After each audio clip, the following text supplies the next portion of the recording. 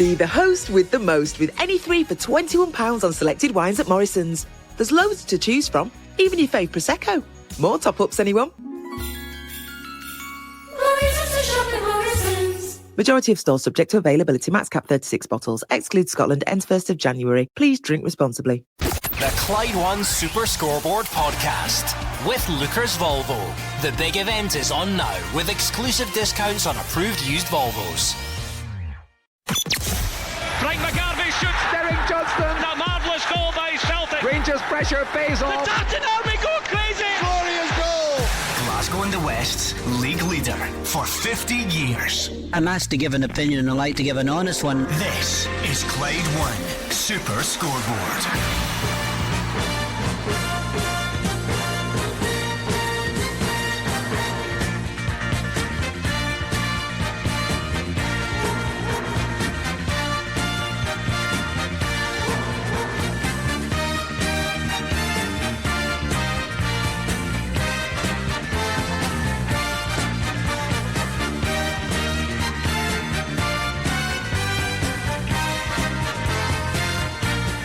Good afternoon and welcome to Clyde One Super Scoreboard on Derby Day in Glasgow. Celtic lead the way and won the first meeting between the sides this season, but Philippe Clement is in the building now and Rangers are breathing down their necks. Points, momentum and of course bragging rights all up for grabs as this famous rivalry writes its latest chapter.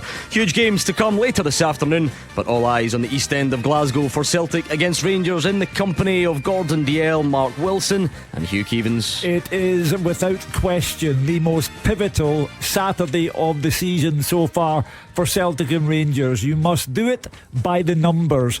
Brendan Rodgers has had 14 games as Celtic manager against Rangers. He's lost just one of them. Philippe Clement has had 16 games as Rangers manager. He's lost none of them, but he's never experienced this fixture, and he says he's curious about it. He'll be delirious about it if his record is played 1-1 by the end of play this afternoon. Again, if Celtic win, they go 8 points clear. Rangers have 2 games in hand, but it's a psychological boost for Celtic. If Celtic lose and Rangers win, the gap is just 2 points. Rangers have those 2 games in hand, potentially a 4-point lead at the top for them. Wow. It's a huge afternoon ahead and one we've all been looking forward to for, it seems like, the past 6 or 7 weeks. That all roads have led to December 30th. We're finally here and we've had the snow this morning just to add a wee bit more spice in it. Hopefully all the fans get into the stadium fine and the players are ready to go come 12:30. The boys have covered every aspect of how important this game is, and obviously games later on in the afternoon, Gordon, will get to them. But the one thing we'll want to know is, what is the teams today at Celtic Park? Well, I have 2 men, one man in particular that can give you the answers, because Jim Duffy has braved the elements. He's going to give us the eyewitness account from Celtic Park whilst we're in the warmth of the studio, and alongside him with the teams is Andrew Maclean. Yeah, well, what a morning it has been so far. I arrived here about an hour and a half ago. Heavy snowfall was just starting in the east end of Glasgow. Got into the stadium to a pitch covered in snow. Referee Nick Walsh was out there with his assistants. They were assessing it. You wondered if the game would go ahead at that point, but now the snow has eased off. It's completely cleared off the pitch and the surrounding areas have been deemed safe. We all know the circumstances, we all know what's at stake, but what about the team news? One change for Celtic. Cameron Carter-Vickers, as we found out yesterday, not fit enough to play in this fixture. It's Stephen Welsh that comes in for him, but some 2 notable names on the bench as well. Leal Abada is on the bench, as is Rio Hatate. So Joe Hart starts in goal for Celtic. The back 4, Alistair Johnson, Stephen Welsh, Liam Scales and Greg Taylor. The midfield 3, Callum McGregor, Matt O'Reilly and Paulo Bernardo, and then the front 3, Kyogo, and either side of him, Luis Palma and Dyson Maeda. The substitutes: Bain, Abada, Yang, Turnbull, Nawrocki, Hatate, Ralston and Mikey Johnson. As for Rangers, just one change for them as well. Kieran Dowell drops out. John Lundstrom is fit and he starts this game. Connor Goldson is also fit and he retains his place in the starting lineup. There is no Borna Barisic. Ridvan Yilmaz continues at left back. So it's Jack Butland in goal for Rangers. The back 4, James Tavernier, Connor Goldson, Leon Balogun, and Ridvan Yilmaz. John Lundstram and Dujon Sterling are the central midfield pairing. Ross McCausland, Abdallah Sima on the wings, Todd Cantwell in behind Cyril Dessers. The substitutes: McCrory, Suter, Lammers, Cifuentes, Matondo, Dowell, Wright, King and Devine. The referee for this one, Nick Walsh. The VAR is Willie Collum. Jim Duffy alongside me. What stands out in those starting lineups for you? Yeah, I just think the consistency of both sides. We thought that Goldson and Lundstram would come back in last night on the programme. I thought both managers might go a little jump ball. That's not the case. I thought Bernardo could position might have been in doubt, but he retains his place. I said no surprise that Sterling and Lundstram is going to be those enforcers in the middle of the pitch for Rangers. But yeah, I think just the fact is that the two sides who are very comfortable in their knowledge of how to play and their understanding how they have to approach this match. And again, perfect conditions now. Wasn't as we were walking up to the stadium, Andrew, but absolutely perfect for what should be a thrilling game today.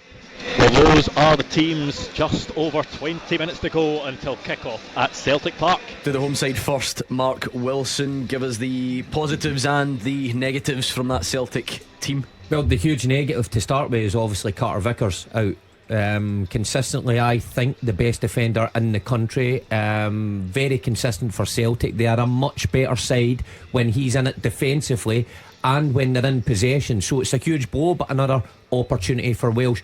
Midfield, again, always interesting. We knew that Hatate might have been able to come back into the side, but Brendan Rodgers going again for Bernardo, and then up top Palma one side, Maeda the other, with Kyogo through the middle. But the Celtic bench does look like it has more options for me than the Rangers bench with Abada and Hatate back involved. And for the Rangers team, Gordon, I would imagine it's that late passing of fitness tests, if you like, not necessarily official fitness tests, but you know what I mean, John Lundstram and Connor Goldson. I probably wouldn't say this before Clement came into the building, but I think Lundstram, the middle of the park today, is massive for Rangers. I thought he'd have been a big miss. He's hit form at the right time, but as Mark said there about the negative about Cameron Carter-Vickers in the centre back position, Goldson come back in, a massive boost. Now the question mark is Barisic. For me, I think gives you so much. I know that he's got a lot of opinions out there that defensively and especially against Celtic he tends to give up goals, but it's up to Yilmaz today to go and stake a claim there. Everybody's been crying out for him. I think that's a strong Rangers side. I know that obviously Sterling in the middle of the park, not his natural position. We watched him at Hampden against Aberdeen, man of match. I thought he was excellent.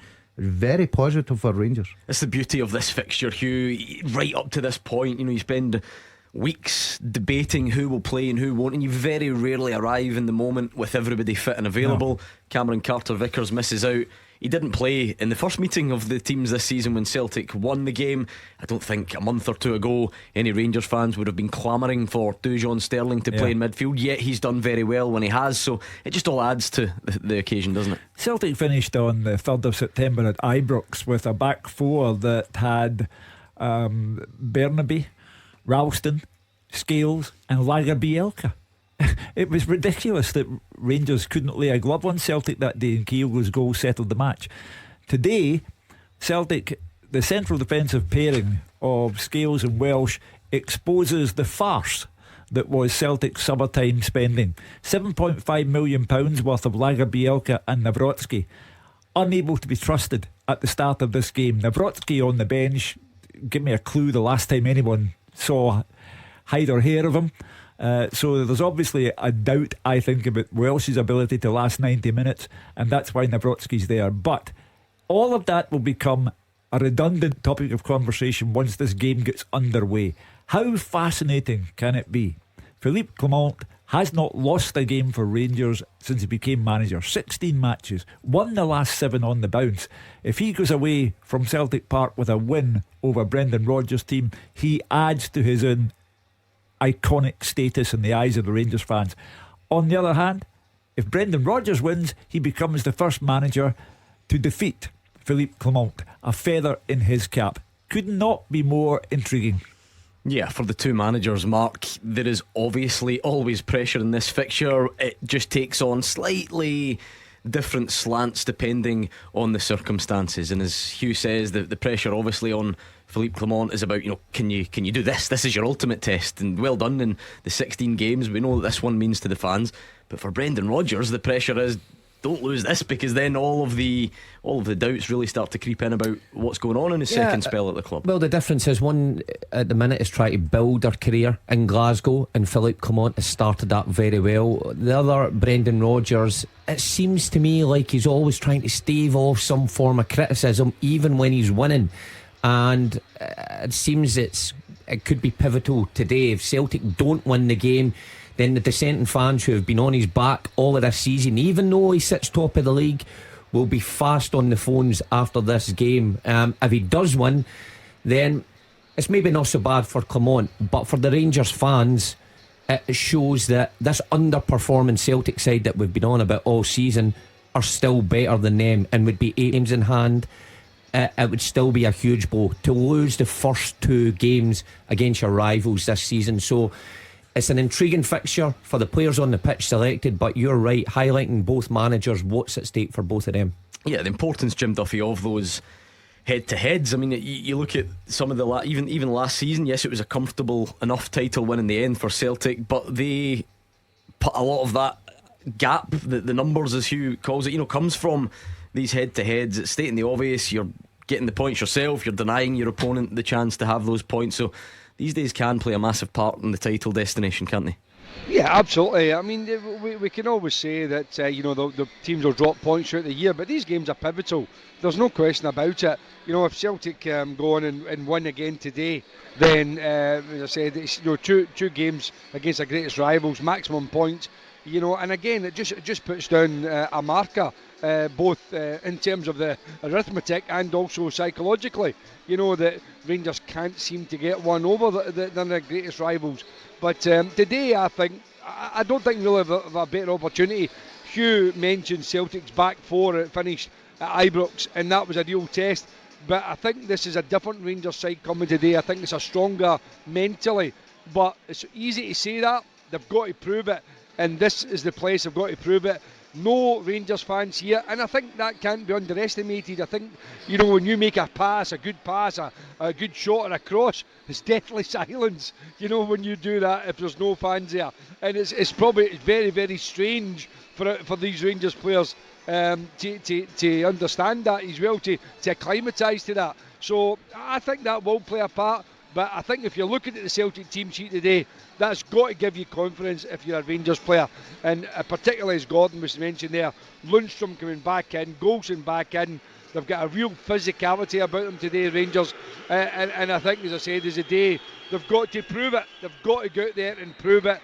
Can they do it on the big stage, in the biggest match of the season so far for them? And we'll find out over the next couple of hours. The scene is set. We are not far away from kick-off at all, and we're going to hear from both managers next. Be the host with the most with any 3 for £21 on selected wines at Morrison's. There's loads to choose from, even your fave Prosecco. More top-ups, anyone? Majority of stores subject to availability. Max cap 36 bottles. Excludes Scotland. Ends 1st of January. Please drink responsibly. Win £300,000. I can't believe it!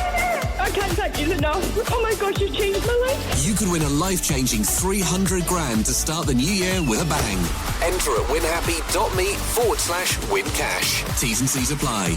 UK residents over 18 only. Competition ends 3 p.m. on the 31st of December 2023. You could win £300,000 on New Year's Eve. Enter at winhappy.me/win cash. Glasgow and the West's league leader for 50 years. Clyde 1 Super Scoreboard. Just over 10 minutes to kick off in the East End of Glasgow. It's not the type of top quality content I had planned for this afternoon, Andrew Maclean, but give us a quick weather update, will you? Yeah, it's a lot better now than it was before. As I said earlier, the snow was lying on the pitch, but there is absolutely no snow on the pitch whatsoever at the moment. There is rain coming down at the moment, but the snow has completely cleared, so I don't think the conditions will play too much of a role in the game today at all. The pitch isn't looking in the best condition. It is cut up at various parts of it. It may continue to cut up as the game goes on, but thankfully it is a lot better than it was at around 11 o'clock when I first arrived here. Yeah, I wonder about that, Jim Duffy. I was at the Livingston game and sitting very, very high up in the top gantry, if you like, working, and looked down, and I thought that the pitch did look a bit bare in places. I suppose we've had a crazy amount of rain. I don't think it's anyone's fault necessarily, but is the surface perhaps of a slightly lower standard than usual? Yeah, I think so. I think that, when we come to Celtic Park, no matter what time of the year, and it's in fantastic condition, but I would say it's okay, but no better than okay. There is a bit bare and tight patches. I was just saying to Andrew, in the warm-up, normally the opposition warm up towards the main stand, but strangely enough, I don't know whether it was the ground staff asked him, but the Rangers players warmed up right in front of the Green Brigade, which I'm sure they get a warm welcome over there. But the pitch it's certainly not ideal. I think it'll be fine, but we know both teams like to get the ball down and play expansive football. I think particularly when the ball's going back to the goalkeeper and teams are trying to play out, I would guess both teams will play a kind of high pressing game anyway. I'd be really surprised if Rangers do what they've done in the past year, which has come and sit off Celtic. I think they'll have to try and close them down, try and deny the space, particularly Callum McGregor. They can't allow him to dictate the game similar to he did at Ibrox. So I think they will play, and obviously if the pitch is cutting up a little bit or is a little bit bobbly in places, that will be an advantage to the pressing team. Let's hear from both managers then. Brendan Rodgers, he's been over the course and distance in this fixture many times. He's won many of them. How does he feel ahead of this one? We come off the back of two really good wins, and much more like the urgency and intensity, especially the last game against Dundee, which could have been a really, really tricky game for us, because Tony's done a great job there with Dundee. But we went up there and really dominated the game, virtually gave no opportunities away in the game, and we're relentless in our attacking mentality. So we go into the game in a good place, and we want to continue with that. It's a fantastic game to be involved in. The atmosphere will be electric, and that's what I really can't wait for. And but it's up to us to again provide that urgency and intensity to win the game. He's won 11 out of his 14 meetings with Rangers, and he's up against a man who's doing it for the very first time. It's been a good start to life at Ibrox for Philippe Clement. I know it's about 3 points. It's of course a boost at that moment, but then 3 days later you need to confirm the boost. And I've seen in the past well enough in my team or in other teams that people get an incredible boost and an incredible performance, and 3 days later they don't perform anymore because they were thinking about their boost. So then you lose. It's about 3 points, and on Tuesday again about 3 points. Game by game, and that's the story we need to do. I know that's the way to win things long term, and not to be living from moment to moment or boost or to be down the moment that you lose somewhere points, but will happen along the way.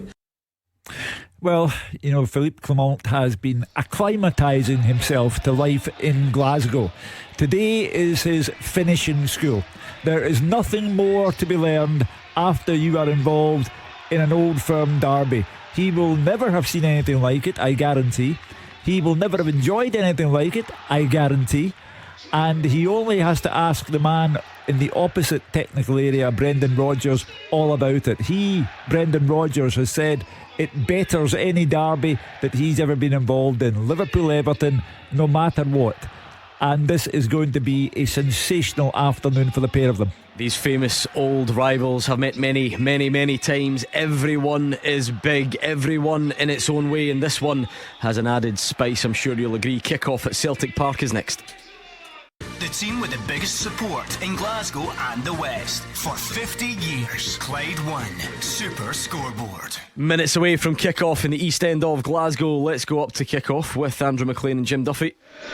Yeah, it feels like we've been building up to this game for weeks. Despite that busy December schedule, we are finally here, a few minutes away from kick-off. Rangers are closer to Celtic than they were when this game first started popping into minds across Glasgow. Not as close as they could have been if their midweek game wasn't postponed, but both teams will feel that 3 points would be absolutely huge today, with just one more game to go heading into the winter break. We'll take a look at the teams as they wait to make their way out the tunnel here at Celtic Celtic Park. Just the one change for Celtic. Cameron Carter-Vickers not fit enough to play in this one. Stephen Welsh comes in for him. Joe Hart starts in goal. The back four: Alistair Johnson, Stephen Welsh, Liam Scales and Greg Taylor. The midfield three: Callum McGregor, Matt O'Reilly and Paulo Bernardo is Dyson Maida and Lewis Palmer either side of Kyogo. Two big returnees on the bench as well. Leila Bada and Rio Hatate could make their first appearance for months. It's one change for Rangers as well. Kieran Dowell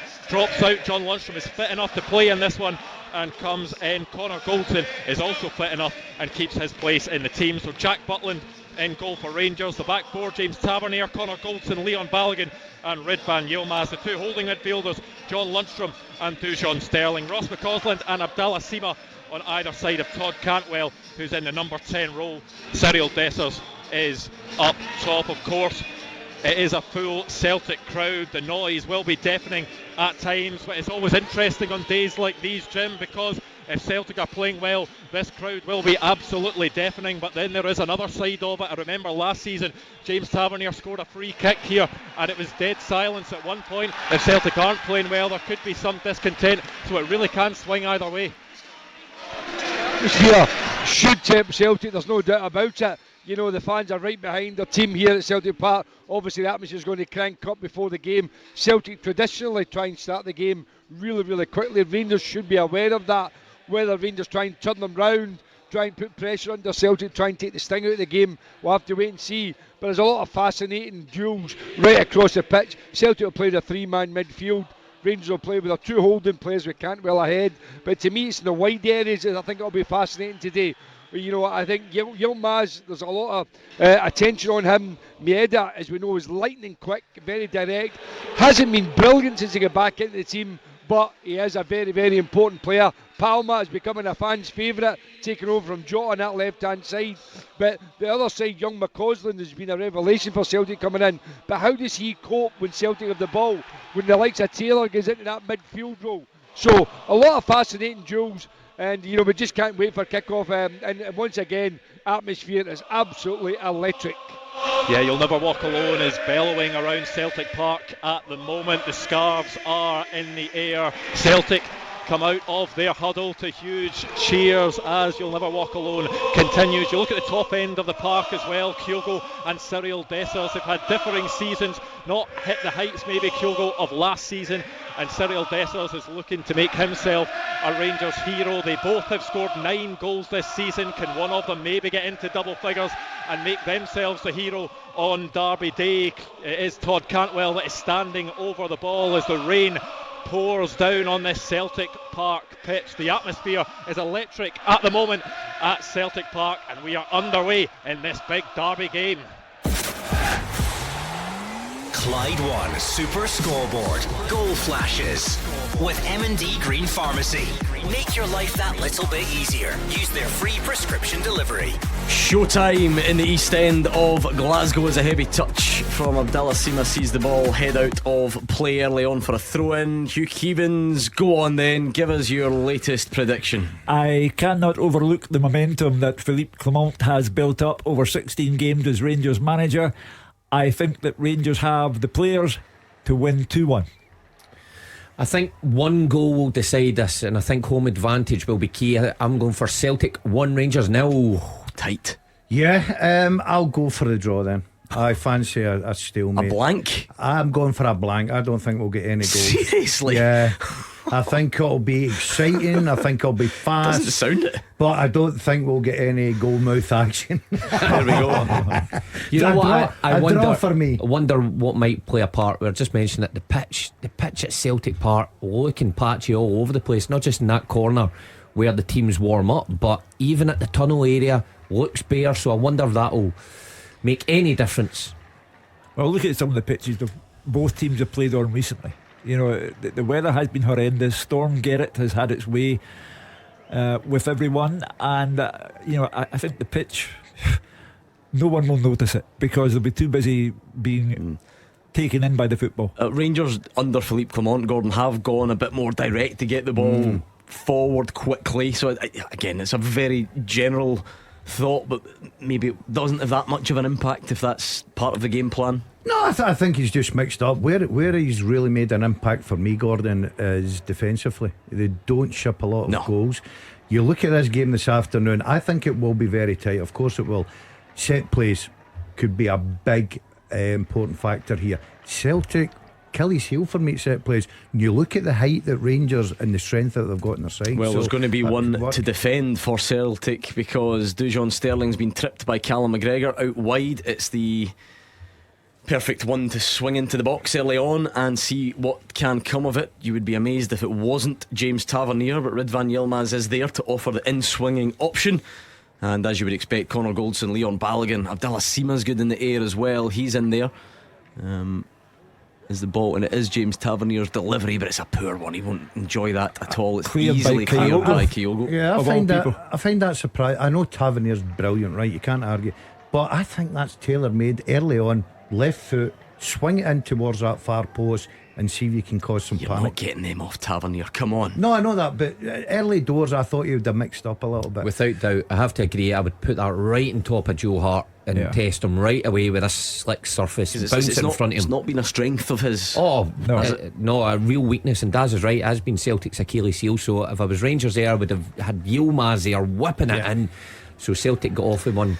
Just as the throw comes down the line from Celtic and it's cut out and Rangers have it, Mark, I'm wondering about Celtic's attacking lineup, because Luis Palma's been very productive recently. You can't really argue with the numbers, but it feels like there's often a thought process in this fixture where Maeda on Tavernier's side really can pin Tavernier back and can give him something to think about, whereas obviously it's Maeda up against Yilmaz and Palma who will be tasked with coming back the way with James Tavernier.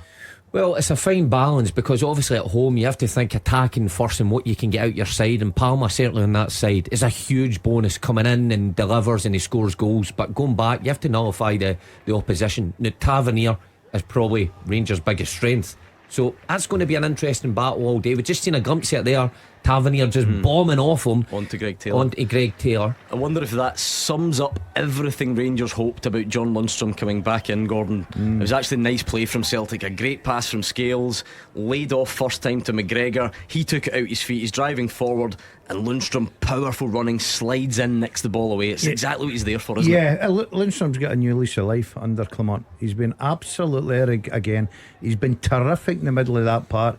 I know that Goldson is such a big player for him, but see the boost to get Lundstrom in there, especially where they've got a lot of injuries, a lot of problems. On the shoulder. If the flag stays down, he's got Goldson for company, and he flashes it across. It's saved at the near post by Jack Butland. It's an early indication of what he can do. Rangers fans will remember the goal he scored at Ibrox, and it was similar. It was a bit wider, but he does get in between Goldson and Yilmaz, and in the end it's just a really tight angle. Kyogo has looked livelier in the first 5 minutes than he's looked in the last 5 weeks, and he has scored 5 in the last 5 Old Firm games. He is the one to watch for Celtic. Yeah, he has been the man for this occasion, but what can he do today? It was a sniff, Mark.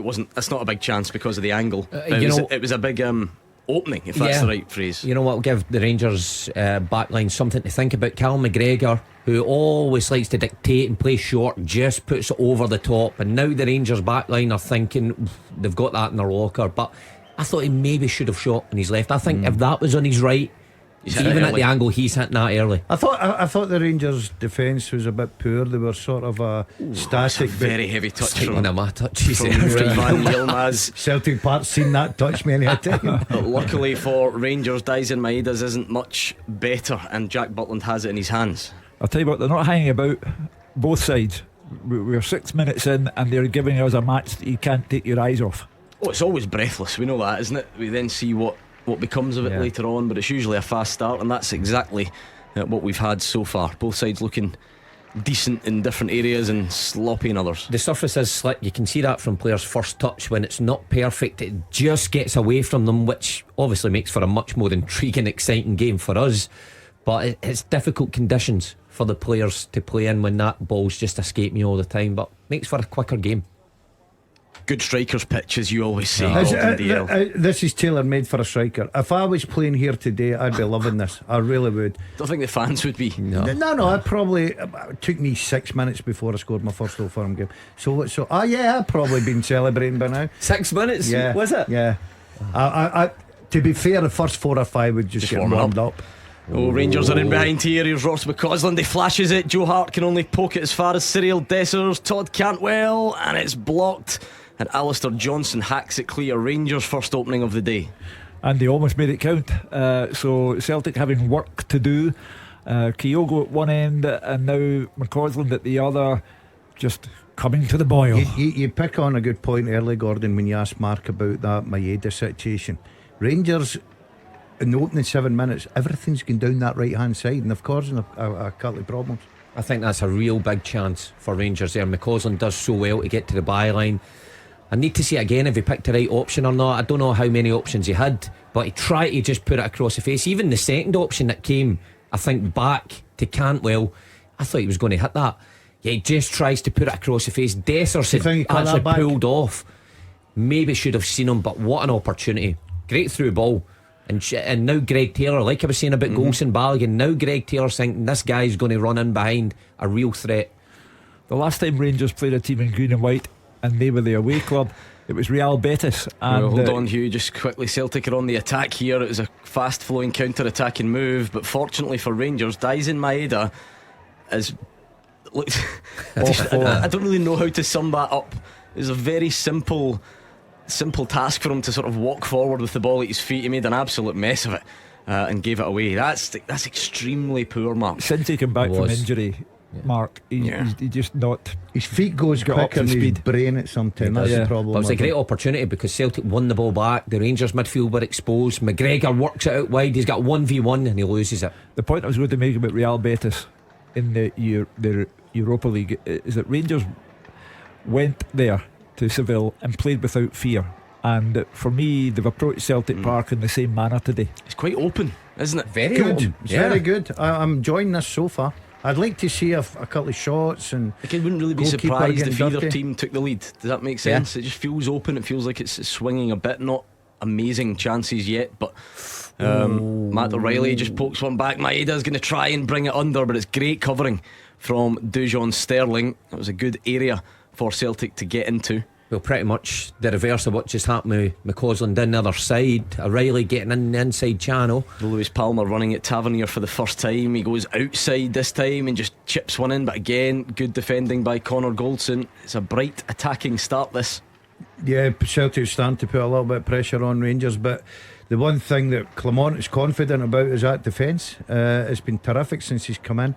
They don't give away cheap goals, Gordon, so Celtic will need to work for it, but they've certainly got the quality to do that. Corner Celtic. It was a bit of a low percentage ball probably from Stephen Welsh, but you can't take too much away because it did force James Tavernier to make that decision. And it's one of the, how frustrating are those as a fullback, Mark? Because you know you kind of have to put it out, but it's not hugely dangerous well, either. If you try and take a touch in there, somebody's on you, so he turns it behind. Corner for Celtic. We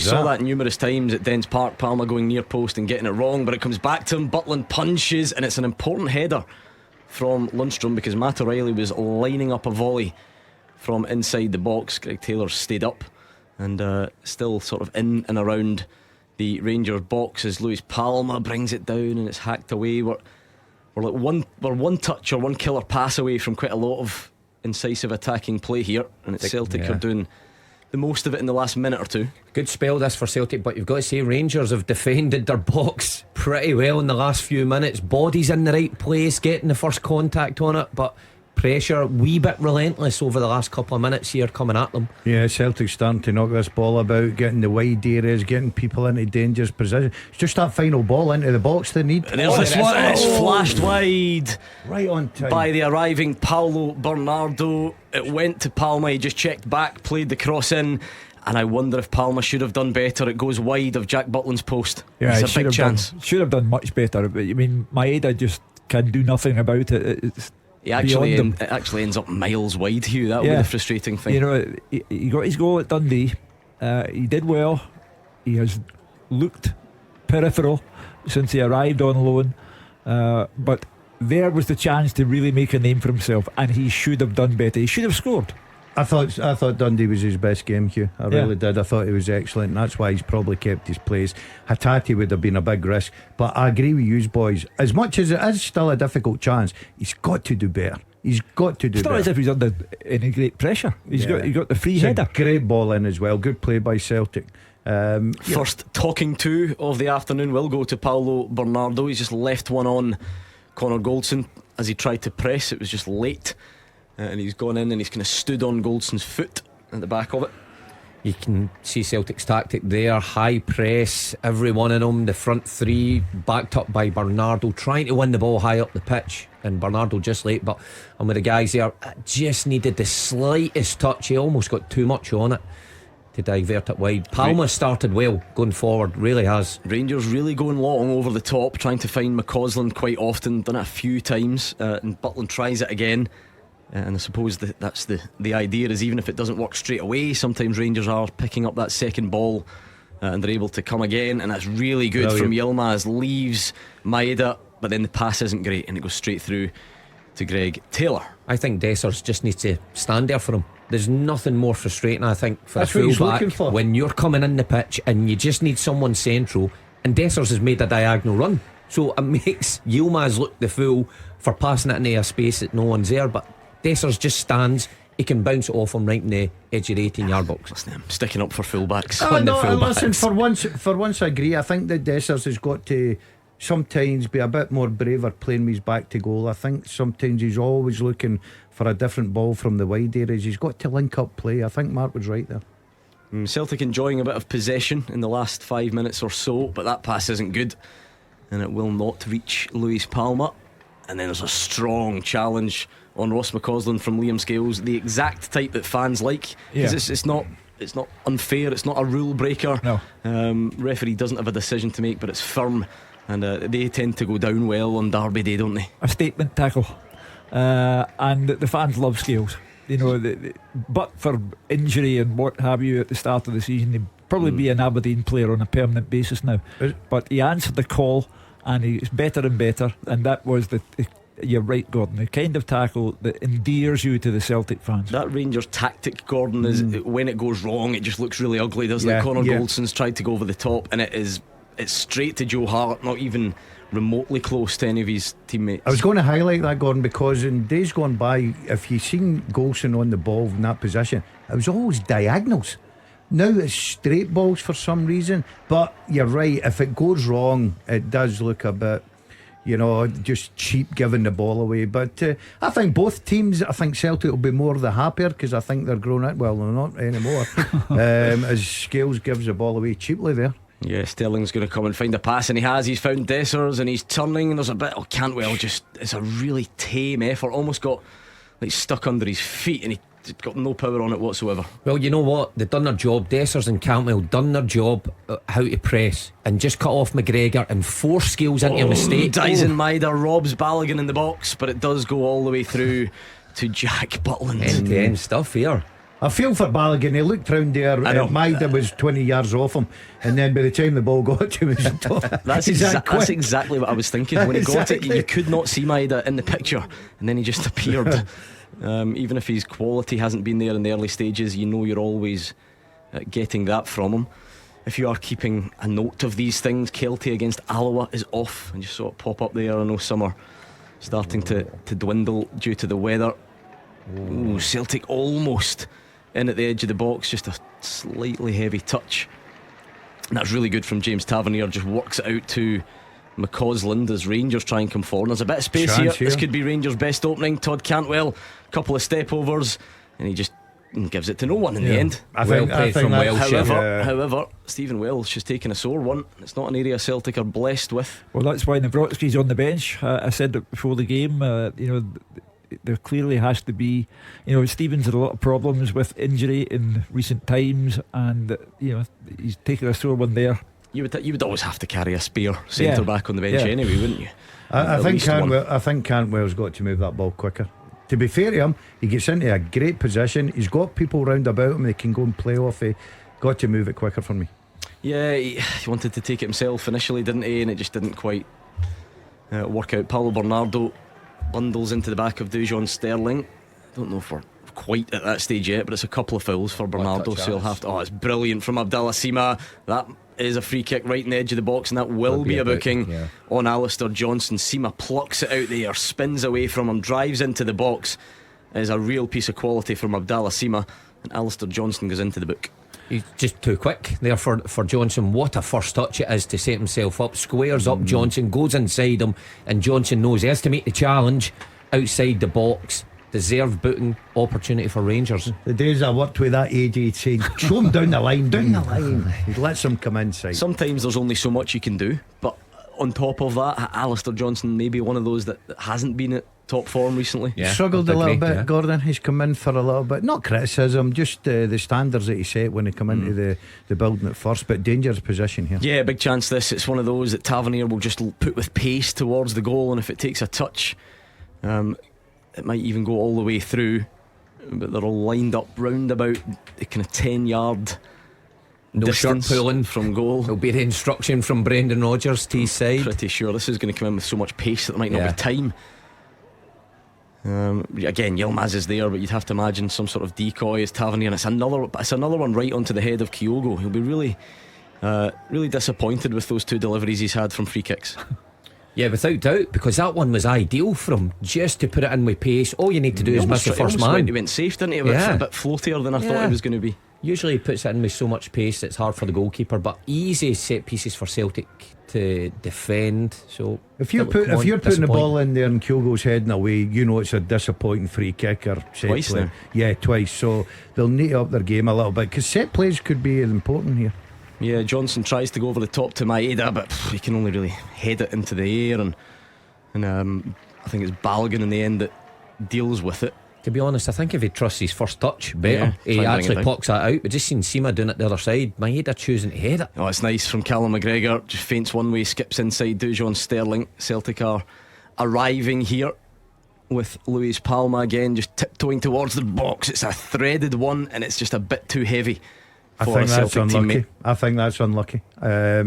You can see what he's obviously trying. Celtic are a threat down the left hand side more than they are the right just now. They look open though and susceptible to a counter attack though. Every time it goes the other side, Rangers are quick to break. Here they come again. Oh, and I was going to say, it's McCausland's switched sides, and he was almost in behind Johnson, which gives Johnson a problem because he's been booked, but deals with it well, the Canadian.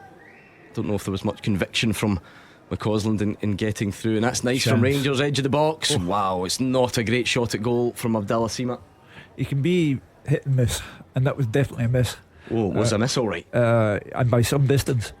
I know you have to raise your game on this particular day, but credit to both teams. Celtic have looked far more like Celtic than they have done arguably at any other stage of the season. Is it, although we've been caught up in a lot of the negativity though, that the bigger games have been Celtic's better performances, haven't they? If you think Rangers at Ibrox, you think a few of those Champions League games, it's not really been this type of fixture that's been the problem up until now. No, but I think when you go into this, Philippe Clement's first game, he's 16 without defeat. The Brendan Rodgers spoke about the noise surrounding the game. You're under a bit of pressure being the home team, no away fans on the ground, and I think Celtic have responded to that. Yeah, there is Maeda. It's a great touch into the box. He squares it and it misses everyone in green and white. And I think the offside flag might have been up anyway. And indeed it was. I'll tell you what, Yilmaz is delighted that offside flag's up. I'll tell you what, he's though, offside. but how poor is that from Maeda to be offside there? I know. There is no need for it whatsoever. And he's looking looking right across. He's got the full pitch in front of him. I'll tell you another thing that's poor. I think that if that was onside, if I was Kyogo, I'd be giving him a mouthful. Because I think he's got to lay that in a plate. You don't need to hit it as hard as that. Oh, you strikers are harsh. He's put it right across. I'd be shouting at you for not being on the end of that. You've got to put it. You've got to put the. You've got one job to run 5 yards in towards the goal line. You can't run in a ball like that, Mark. Anyway, I'd have just subbed offside. I'd have taken correct, Hugh. I'm with you in that dugout. The ball's faster than the man, Mark Wilson. Come on, the oldest phrase in the book. Anyway, it has been a bright opening 21 and a bit. We're almost at the halfway point of the first half. I think both sides have kind of shown decent and attacking intent. Celtic have maybe had slightly more of them, but nevertheless Rangers have had their moments as well, and it's a good game. It's open as Alistair Johnston skips away from John Lundstrom, rides a challenge as well from Dujon Sterling, and here goes Maeda again, but he's just it's almost like every touch he takes, Mark, just the wrong option at the moment. Every touch he takes not in touch with his brain. It seems to be he's want to go one way with it, getting control of the ball there. But what a nice move that was from Celtic, from centre halves to goalkeeper to Johnson to him. They work it through the lines, and then Maeda runs it out of play. Fair play to Johnson. See if he gets down there. I think Sterling's in the book right away. Or Lundstrom for the pull initially, perhaps. Yeah, fair play to him, but Maeda, if he's getting into those positions, he's got to do better. McCausland loses out edge of the box. Here's Bernardo, just wide. It skiffs the outside of the side netting, I think, in the end, because it was very close indeed. He just flashed it. Jack Butland was at full stretch. That's a good effort for Celtic. Ross McCausland losing out. Celtic's press was high. Rangers tried to play out and almost paid the price. Well, I still think Bernardo could have done better.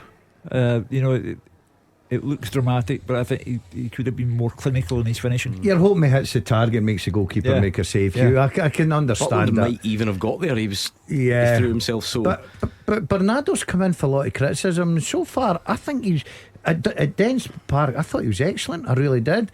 Today he started well. He's getting involved in things. He's getting forward. He's working on the press. So I do understand what Hugh's saying. I think you've got to hit target. Nice free kick from Callum McGregor, but Bernardo's ball doesn't find Kyogo on this occasion. Got to say, Callum McGregor in the opening 23 minutes here has been excellent, keeping the tempo up, taking the game to Rangers. Harley gave the ball away. He's been really impressive. Bernardo, I think, has started well, but he has got to hit the target there. A good opening, but a poor finish from him. A bit of pinball just outside the Rangers box, back to Butland, who clears long. Matt Riley's been quiet. Yeah, not seen much of him, very quiet, to be honest. Yeah. Bernardo's probably shaded it in terms of the two that play a wee bit further forward. You would worry about that if you were Rangers. Yeah, he's got that knack. He just pop him up. Yeah. It's a lovely flick. And the problem is, though, as well, maybe I'm doing him a disservice because O'Reilly and Bernardo look similar and they're both wearing gloves, and it's really annoying me.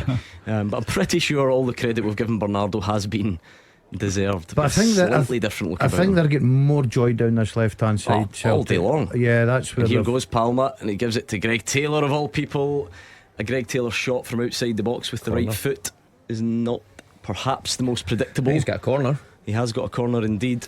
Celtic are moving it side to side very quickly, very well, getting out to Palma, and Palma's not taking too many touches on the ball, which is giving Tavernier a problem. He's not allowing them to get close to him, to close him down. He started well as well, Palma. I watched him take 15 corners, and I don't think he could by the front post. It was so frustrating. It was unbelievable. Well, he's getting a go in the outswinger this time, Luis Palma, and it's certainly better, and it falls edge of the box. Goal at Celtic Park. Goal flashes. There you go. With M&D Green Pharmacy. And he does not miss cue this time. It is a screamer from Paulo Bernardo. Palma's corner comes, it's cleared only as far as the Portuguese, and he rifles a volley in beyond Jack Butland, and it's Celtic 1, Rangers 0. 25 minutes gone in the East End of Glasgow. Well, Bernardo is now involved in an incident here where he's gone to the fans, and he may have injured himself there. I hope he's okay. That's fine. But what an opening and what a strike. I said he wasn't clinical in his finishing the first time around, but that was a model of clinical finishing. Does Abdallah Sima have to do better with the clearing header, Gordon? If you didn't know the colour of jersey, it looks like he knocks it down for Bernardo rather than that sort of, getting some height on it to try and clear it. From a Rangers point of view, a couple of things, Gordon, it was poor. Right, the header you're talking about, Sima there. You look at Bernardo standing there on his own. McCausland's get caught ball watching, but see when the ball lands to him, that is top drawer. That is quality, technique, everything about it. This guy's playing with a bit of confidence. Yeah, I think he's possibly been booked for going over to the fans in the corner from Nick Walsh, which is one of those super frustrating rules, I think, for everyone, if we're being honest.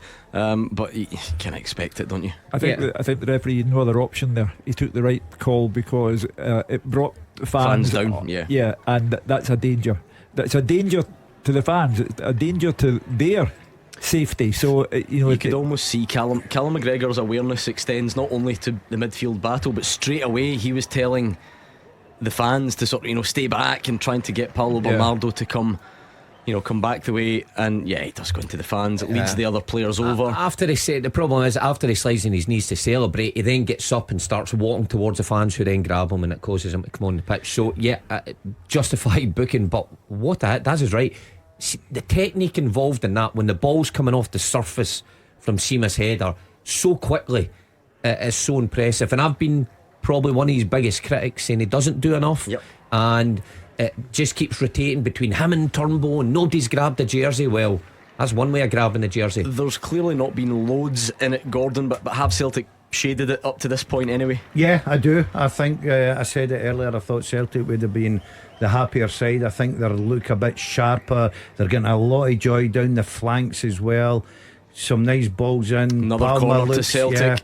Palma looks on it. Bernardo, I hope that booking doesn't come back to bite him, because you can totally understand it. He's come into Celtic, he's been criticised, he's not good enough, and all of a sudden he gets a goal, and a wonder goal like that. So sometimes we get carried away. Corner Celtic. Rangers will want to defend this one a bit better. It's the in-swinger from Bernardo, and it's terrible. It just goes all the way out on the far side this time. He gets a lot of practice at them recently, Mark. Celtic forcing a lot of corners, and his numbers are actually very good. He's involved in a lot of goals, but I would like to see the percentage of his set pieces that cause problems. I can see why it's frustrating, but I would always want my set piece taker to try and whip it in with the power and pace that he's got, and the off chance you just get what Sima did there, knocks it down and somebody puts it in, then float one up safety. So maybe frustrating a bit for the guys who run 40 yards up to get in the end of one, but you get the occasional one that pays off. Frustrating for the coaching staff. They'll be working on these set plays. Do you know like that from in-swingers? You can see he's trying to score. Oh, no, but come on. How much do you guys practice this? Joking? I tell you. Come on. I tell you what. This is one of my. This is to be How fair. many goals get scored from a direct? I'll admit this is obviously. Put it on top of the goal. This is obviously just a pet peeve of mine, because I don't even care which team it is. Any game of football I watch, see when a corner is over or under hit, it just frustrates the life out of me. I agree with you. I'm with you, Gordon. Set examples, set good standards. Spoken like a true non-corner taker. Exactly. I used to stand at the goalkeeper wait for and second phase. Let the centre half head it, I get the glory with a wee flick. Well, here we have the fascinating situation whereby, if Celtic could get a second before half time, they have taken a commanding lead. But by the same token, a Rangers equaliser, and great as Bernardo's goal was, it will have been nullified. Yeah, this is the first time we've seen Rangers in a while up the pitch. It feels like we did say that that goal was coming to an extent. I think they'd been on top for a 10-minute spell just before it. Rangers have ventured up the pitch, and that's good defending from the front, as they say. Abdallah Sima sliding in on Alistair Johnson. You know what, they have to be, because you see the intensity from Celtic. Joe Hart, reverting back to what was the case last year, telling the ball boy to get the ball back to him. He takes a goal kick even when Rangers players are still making the way out his own 18-yard box. So it's been a recurring theme for Brendan Rodgers, complaining that the tempo hasn't been there, the intensity has not been quite what he wanted. It's certainly been there in this opening 30 minutes. I think if you look at the 30 for the Rangers point of view, McCausland, he's not doing enough for me. Seema not seen enough. Desser's hardly kicked the ball. If you're playing in a game like this and you're away from home, no fans, against a good shot, you've got to hold the ball in, get your midfield up, support. It's not happening for Rangers just now. Celtic are starting to look for this killer second goal. And listen, we say before the game, 3 points, momentum, bragging rights, all up for grabs. But more importantly, your prediction is out the window. You went 0-0. I went draw. I just went along. You went 0-0. I went along for a fun 0-0. I was never. Listen, this is like waiting for your Christmas dinner. When it comes along, it's brilliant. There was always going to be goals in this. Did that make sense in your head? Yeah. You wait for Christmas Day for your turkey and your dinner, and when it comes, no. Stop digging. While you're behind, you're bringing us the analogy from outer space here. I think that was good. Here, how's this for a seamless transition? A man who is no stranger to a mad analogy, Lee Johnson. binned by Fleetwood already. No way. It popped up on my screen. He'll get another job. Tomorrow. He'll be back in the game. How long was that? Well, you see, he imagined the lion coming after him, and the lion's now swallowed them up. Has he been sacked already? Well, he's left the club with immediate effect, so I don't think he's. I don't know. Would he walk out after that short space I've been of in the time? bath longer than he's been. He's left by public demand. What a character. Like to have heard him. Mike chances, Greg Taylor's in, tries to find Kyogo. Rangers do scramble it clear. Kyogo I know it's injured. not. I know it's not. Maybe he's 40. Could Greg Taylor not have just shot on his right foot? Yeah, maybe. Or even the outside of his left, it felt like it sat up for him. Yeah, Rangers living dangerously though. You even see James Tavernier slicing one out right in front of Celtic support, keeping the pressure on. But Celtic have matched it, and Dessers is in here. It's terrible from Celtic. He's through on goal, but Johnson gets back. It's really poor from Cyril Dessers. The Rangers players aren't even claiming for a penalty. No. He dillied and he dallied and he dillied and dallied again. That was really slack from the Rangers striker. Wow. He's never getting that time. He's got to realise he's never getting that time. You've got to make a decision up. You're either going to go for it, or see if he takes that on his left foot. See if he takes that ball across to his left foot. Johnson cannot get back to tackle him.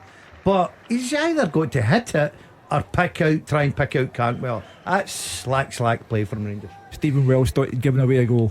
He was having long distance palpitations. He was looking from a long I think distance he's injured, away. you know. Or is it the old ego that's hurt? Well, no, but I think he might be. He doesn't tend to be that type, and he looks like he's in a bit of pain. I think it's like a shoulder injury. He did stay down straight away when he went to ground. I cannot believe Dessers there. Like, you're right, I cannot believe he doesn't pull the trigger at some point. But completely symptomatic of his spell at Rangers so far would probably be the way the fans of Ibrox. Well, you're never going to get a better chance. The only thing you can say is you can understand why they've signed Fabio Silva. He may have had a checkered career at Wolverhampton and Anderlecht, but he will surely have more in his locker than that. See there, Hugh, you're talking about Welsh. It was Alistair Johnson that caused the problem. It was a terrible pass back, yeah. Oh, was it? I thought it was Welsh. Sorry, no, right. and Welsh dives in. Welsh dives in because Dessers has read it. So if I was pointing a finger, I'd be looking at Alistair Johnson. Yeah, without doubt. And he actually does well to get back to put pressure on Dessers. Dessers actually does well in the first instance, getting round the corner, but it's so long to finish. It's unbelievable. I think if Taylor can get that out his feet, move his feet a bit quick. I know Stephen Welsh's afternoon is over, and sad for the boy. Celtic's centre back chapter to this season's story has been quite something. We're now going to see Mike Nawrocki enter the field. Hugh Keevins. Things you never thought you'd hear said. I don't know, Gordon, you can check very quickly. I don't know the last time Nawrocki was seen in public. Aberdeen, maybe? Away. When the 3-1 win for Celtic? The cup game Kilmarnock, but that was the week after, 20th of August. So do the maths, 4 and a bit months.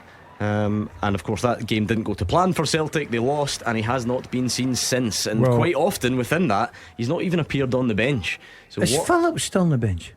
Is he on the bench? No. No, well, the cameras went right into the stands where Lagerbielke is sitting with his tracksuit on just in front of Roy Keane and Cameron Carter-Vickers. So you like this boy, didn't you, Mark? You well, I've saw him. I didn't see. I didn't see much wrong with him. But the fact that he's not been seen tells me what I always say. Brendan Rodgers sees him every day in training. There must be a reason why he's not been seen. This is the acid test for him. 35 minutes into a game where you've sat on the bench for that time and you're flung right in. Oh, it's not a nice time for a centre half to come on, is it? No.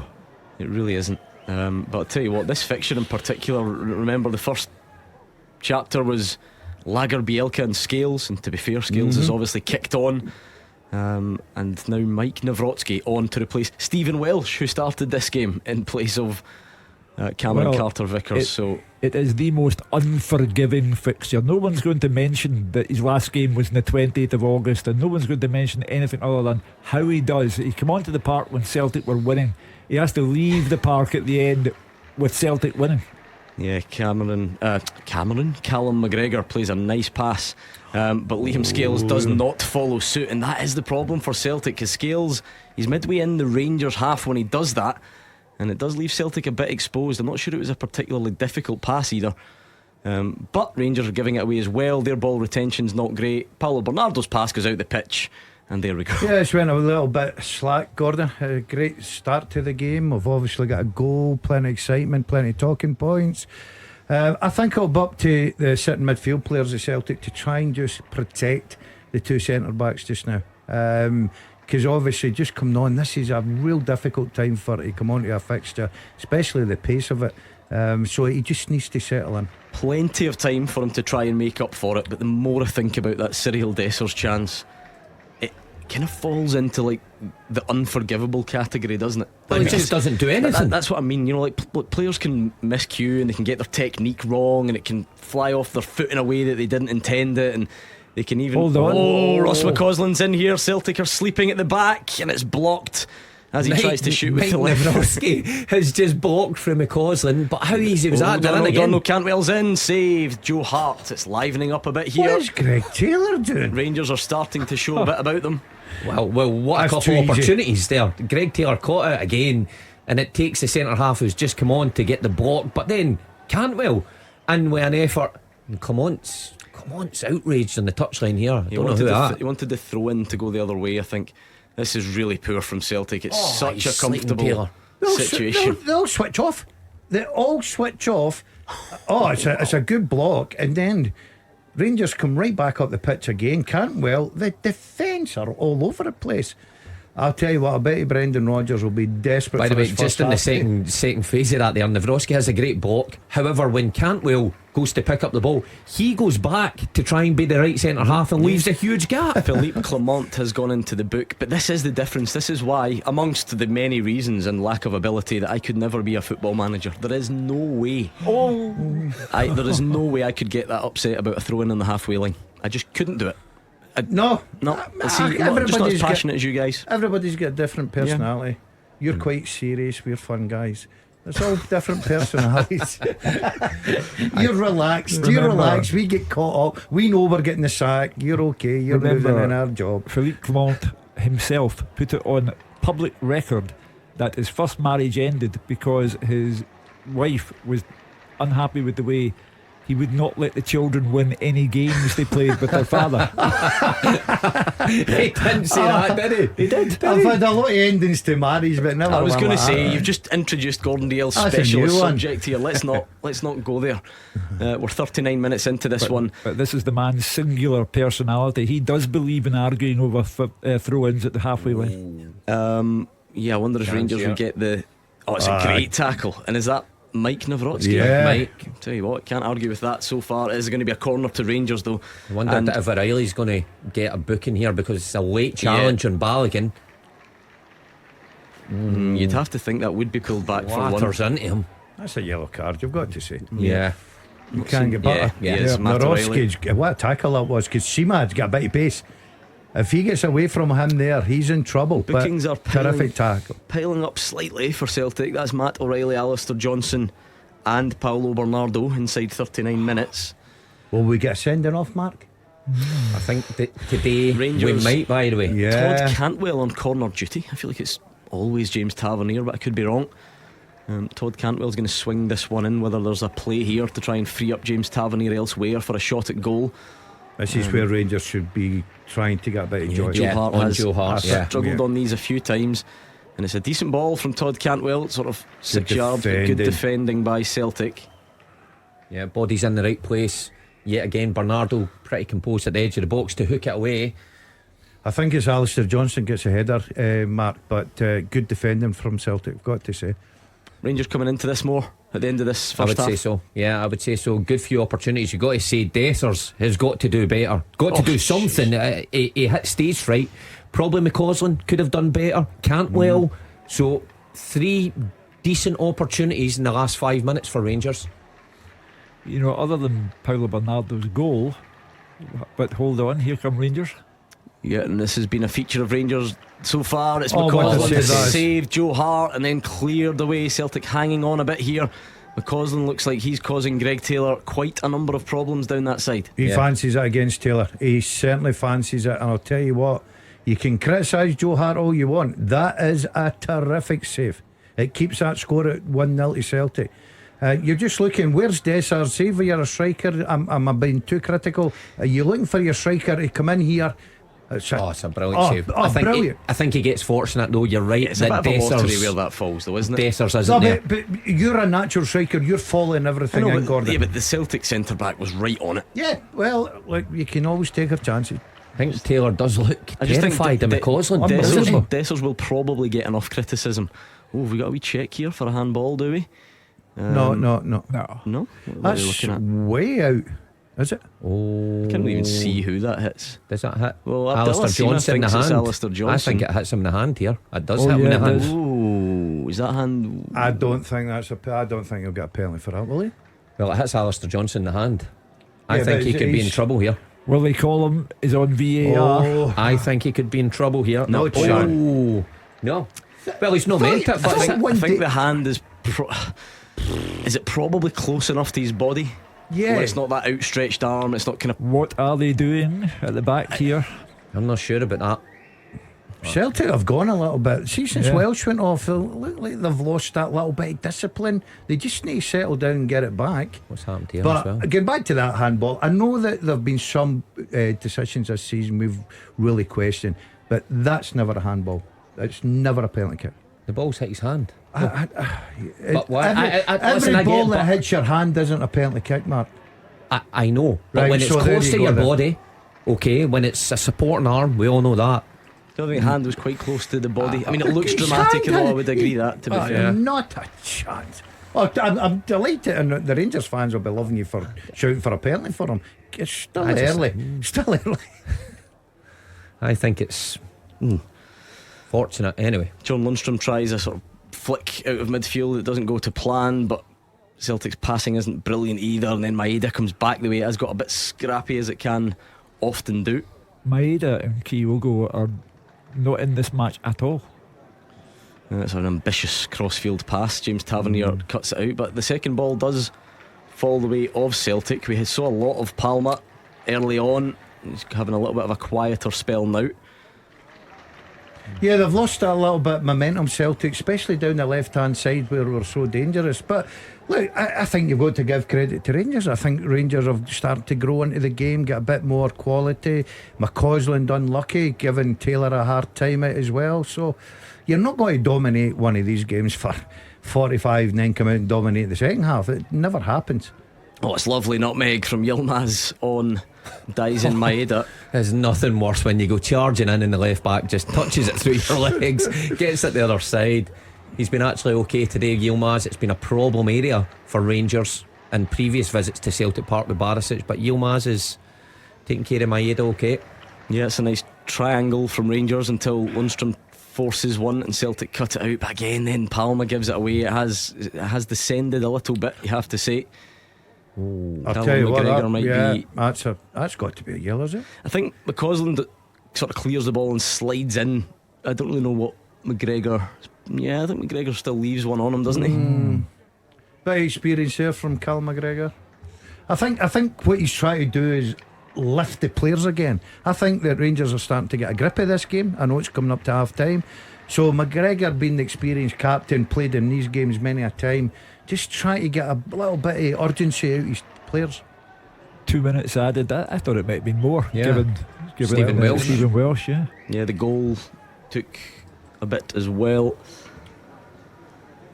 Right, what we got here, we're about halfway into the first minute of the two. Celtic defending, Rangers going to try and put one into the box. It is quite far out. We know James Tavernier can produce. It's a high one out towards Connor Goldson. He's penalised for a push in the back, and away we go again. Just a silly foul there from Goldson. The ball's probably overhit. It's coming into his area. He just needs to allow O'Reilly to head that and keep the pressure on. Let Celtic out easily. Well, looks very much as if Celtic will take that 1-goal lead into the dressing room with them at half time, and it's been a terrific first 47 minutes, as it will be, end to end, chances at either end, and the finish from Bernardo absolutely clinical. Yeah, you can get excited looking forward to these games, Hugh, the importance of them, and then they're a damp squib. But this has been good half for me. I've enjoyed it. Yeah, Maeda and Balogun battling, in fair play to the Rangers defender because he looked second best, but he comes out on top. It's been a difficult half for Maeda, despite Celtic being in front. Would that be fair? Yeah, he just can't get going at all. Nothing is going for him. He even took himself offside in what was looking like a good build-up from Celtic when he should have read the play better. I just wonder how fit Wheeler Bad is on the bench. If you're looking at Maeda and thinking he's not really been at his best since full fitness. I think both teams need to reset here. Luis Palma's the latest to take a baffling touch. Abada's been out since September. Ironically, the win over Rangers, but that makes him, out for less time than Nawrocki, who's now on the park. So Nawrocki could come in. If Nawrocki can come in, so can Abada. Tell you what, I mean, in isolation, I don't think that is ever a booking for Paulo Bernardo, but it's another foul, and Rangers are attacking, and he's had one or two, I think, since he's McGregor. Sorry. But by the way, McGregor's had a fair few in this first half as well. Bernardo he started the protest, so here's a chance. Glanced up this at is the last chance that Rangers will have in this half. Yeah, Tavernier set piece has been so poor this afternoon, but he's got an opportunity here with maybe the last kick of the half to put Celtic backline under pressure. If it's him, he's got to bounce it round a bit the penalty spot, out swinging towards the penalty spot. If it's Yilmaz, pretty much the same, in swinging. Celtic holding their line on the 18-yard line. I would be telling Yilmaz all day to take this, all day. No point running away over there to take, just stand and watch Tavernier take a free kick. And he does, he's listened. Ridvan Yilmaz, but again, right onto the head of Kyogo. But Cantwell shoots low. I think the ball's in the net, but the flag was up, Nick Walsh had spotted something he didn't like. And again, no matter who takes the free kicks, they find the head of Kyogo, bizarrely. He's done more in his own penalty area than has done in the Rangers penalty area. Yeah, I think a push on Alistair Johnson didn't look like there was loads in it, but Nick Walsh spotted it early and was decisive, and it will be the end of the action, you would imagine, because we've now played 3.5 minutes of additional time. As we know, it is always a minimum of. And has it gone yet? Yes, it has. Let's speak to Jim Duffy and Andrew Maclean. Celtic 1, Rangers 0, the half-time score. It's been an open game, end-to-end chances for both teams, but only one of those has been taken, and it was by Paulo Bernardo to give Celtic the lead at the break. The first meaningful touch from a goalkeeper was in the first 5 minutes. Kyogo down the left channel, being tracked by Connor Goldson. He managed to get a shot away at an angle, turned round the near post by Jack Butland. Soon after, an opening for Rangers. McCausland with a cutback from the byline. It was diverted by Joe Hart to Cyril Dessers. It broke to Todd Cantwell. He had a shot. That one was blocked. Then a huge chance for Celtic. 11 minutes in, Palma checking back over on the left. A good cross. Paulo Bernardo had space with the header, but somehow didn't make the right contact. It was bouncing wide. Dyson Maeda tried to get a touch, but just couldn't on that occasion. Then a shot from outside the box for each side after that. Abdallah Sima high and wide with his. Paulo Bernardo hitting the side netting for Celtic. However, he did a lot better with his next effort. A Celtic corner headed into a dangerous area by Abdallah Sima. Of all people, it skipped off the surface, bounced up, and Bernardo was there. A really clean strike, smashed into the back of the net, sending the Celtics fans wild, so much so that some of them ended up on the pitch, and that was 1-0 Celtic. Rangers should have equalised around the half-hour mark. It was a slack pass by Alistair Johnson, pounced onto by Cyril Dessers. He was running through one-on-one with Joe Hart, and he just delayed his shot, and Alistair Johnson managed to recover and get a vital touch in there. But Rangers fans will be wondering why on earth Cyril Dessers did not take a shot on that occasion. Then a couple of Rangers chances in quick succession towards the end of the half as they started to look a bit stronger. There was some poor defending from Celtic in there as well. McCausland with a shot that was blocked, then a Joe Hart save from Todd Cantwell, and then a very good save towards the end. Joe Hart having to be alert low to his right to deny Ross McCausland. The half-time score at Celtic Park is Celtic 1, Rangers 0. Jim Duffy is alongside me, and it has been frantic stuff here so far.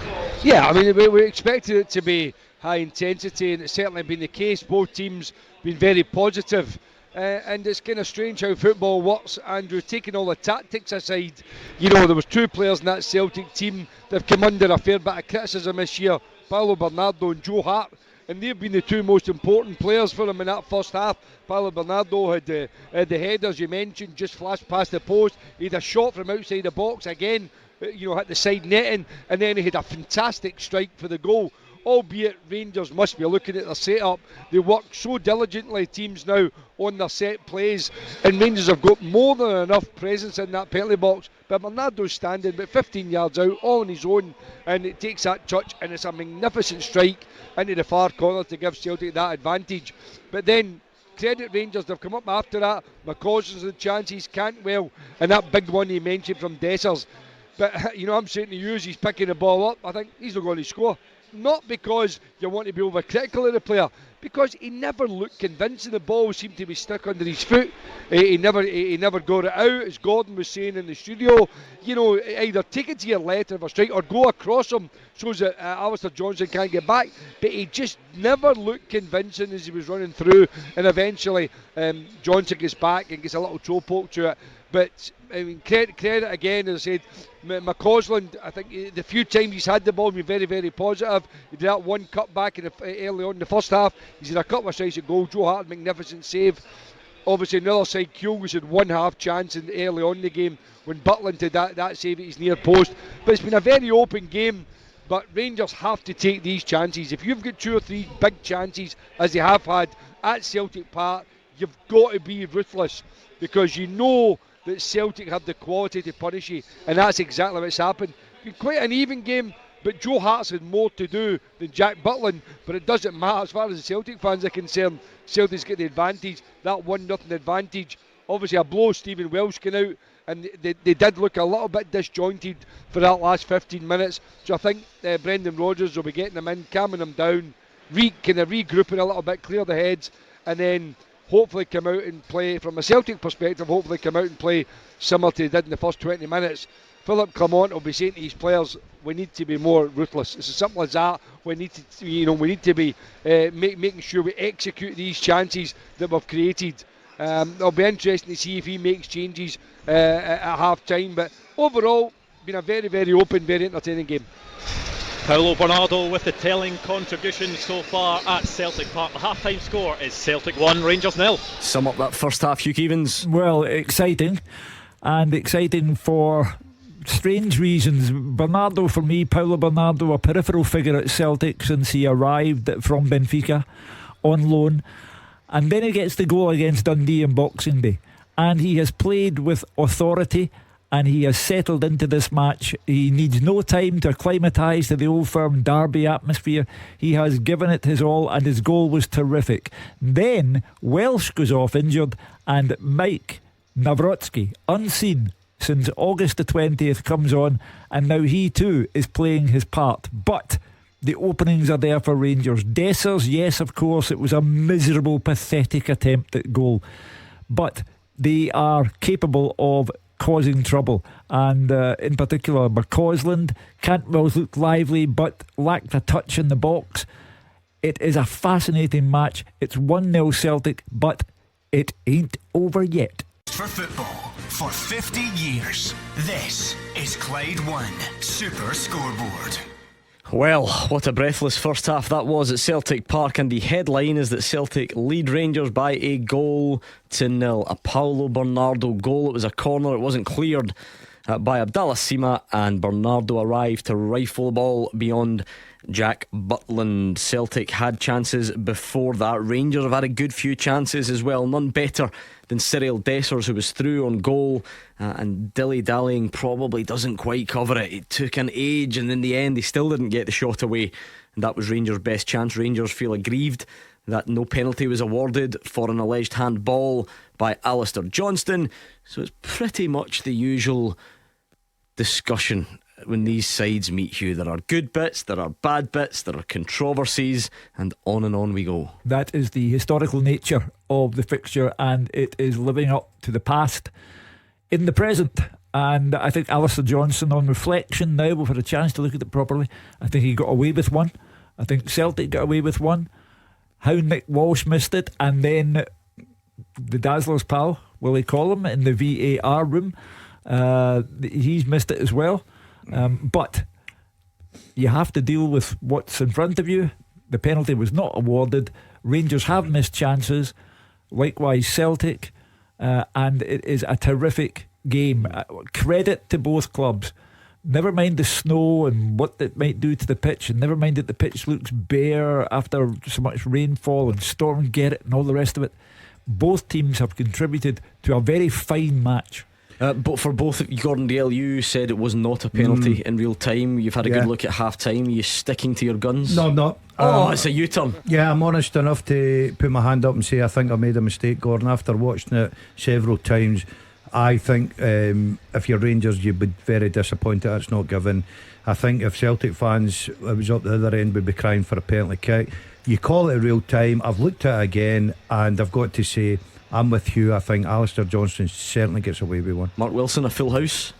Oh, without doubt. I said at the time, I was the only one brave enough and honest enough in here to say it's a penalty. Look, it was clear for me. Hit his hand. His hand was away from his body, and it's actually his hand that puts the ball out of play. So without doubt, Celtic and Alistair Johnston have got away with one. And you've got to say, in the balance of play, Rangers could be aggrieved, not to be level. When you look at the amount of clear-cut chances Celtic have created, very few. A brilliant goal.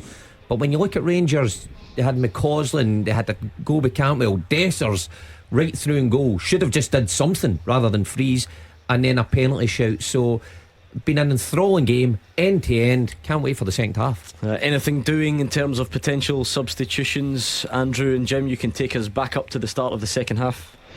Yeah, well, Celtic's full allocation of substitutes, apart from Mike Nawrocki, are out warming up at the moment, so you wouldn't expect there are going to be any changes for Celtic going into the second half. Of course, Mike Nawrocki on for Stephen Welsh, who was injured in that incident where it was a short back pass towards Stephen Welsh by Alistair Johnston. Welsh went sliding in. Cyril Dessers nicked the ball, then took too long to shoot, but it looked like an arm or a shoulder injury for Stephen Welsh. So it'll be interesting to see how Mike Nawrocki does in the second half. There is no Rangers substitutes out at the moment warming up, so you wonder whether Philippe Clement is maybe readying a couple of them if he's seeing changes, or whether he just wants to have a discussion with the full group. Sometimes that does happen, and then the players come out and do a bit of a warm-up before the teams come out for the second half. Would you expect there to be any changes from a Rangers perspective, Jim? Well, it's quite strange that none of them have come out at all for any part of the half-time. I mean, it's very, very rare that happens. Even if you're interested in a couple of players, you might say to your staff, tell those guys to stay in the dressing room or get a quick warm-up and come back in.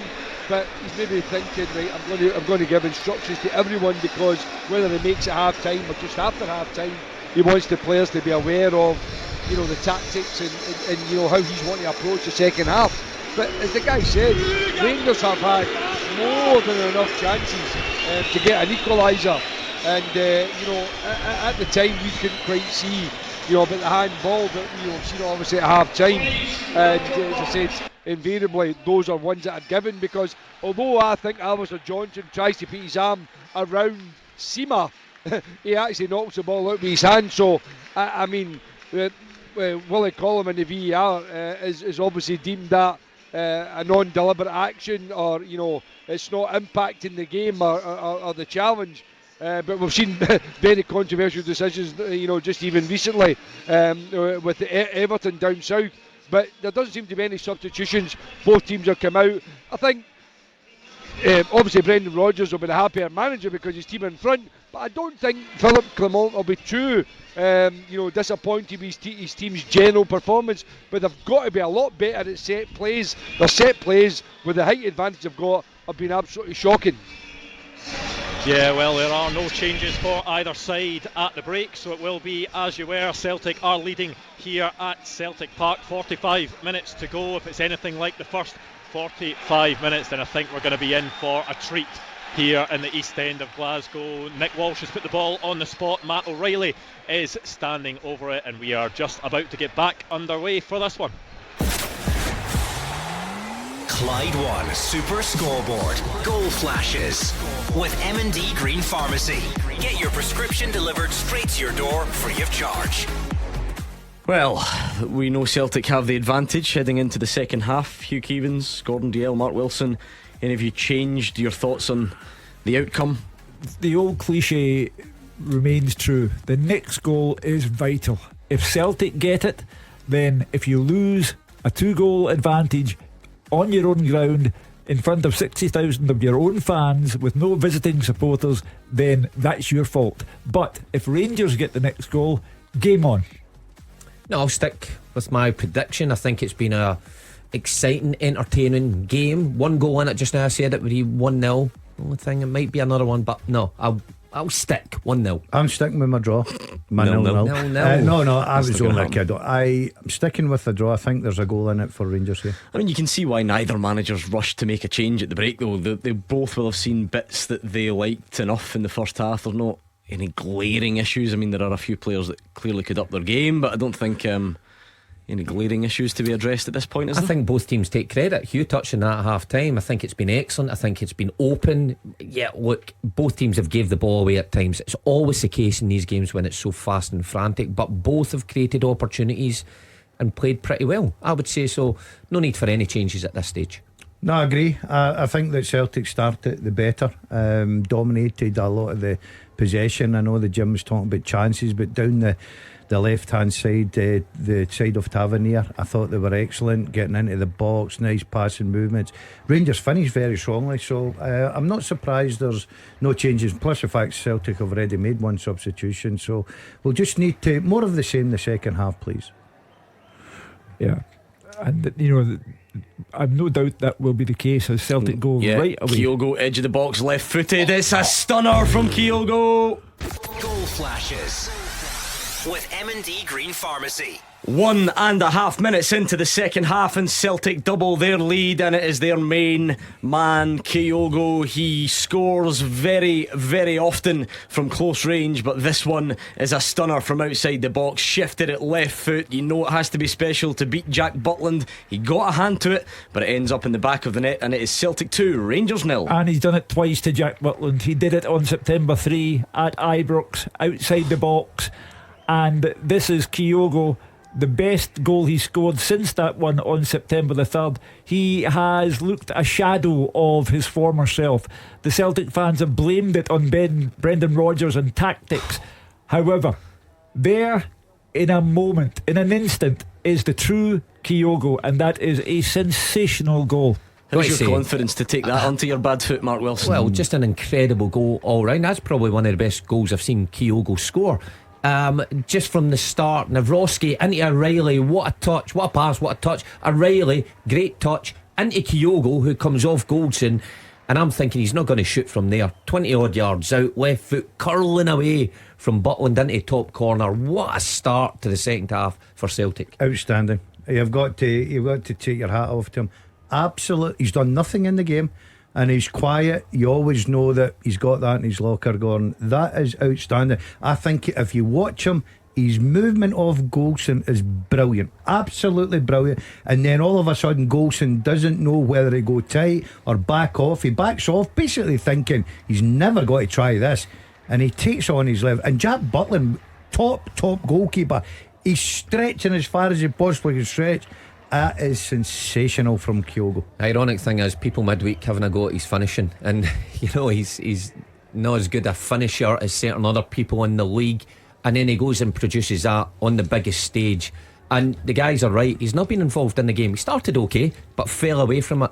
But how often do we say that about Kyogo, that he's very rarely involved, but in the big games, the biggest ones, the ones that matter, he always steps up, and particularly against Rangers. And he's done it again. Goal scorers come up with big moments. And six goals in 6 big games moments for Kyogo against Rangers. You don't need to be that guy that's dominating and you're on the ball all the time.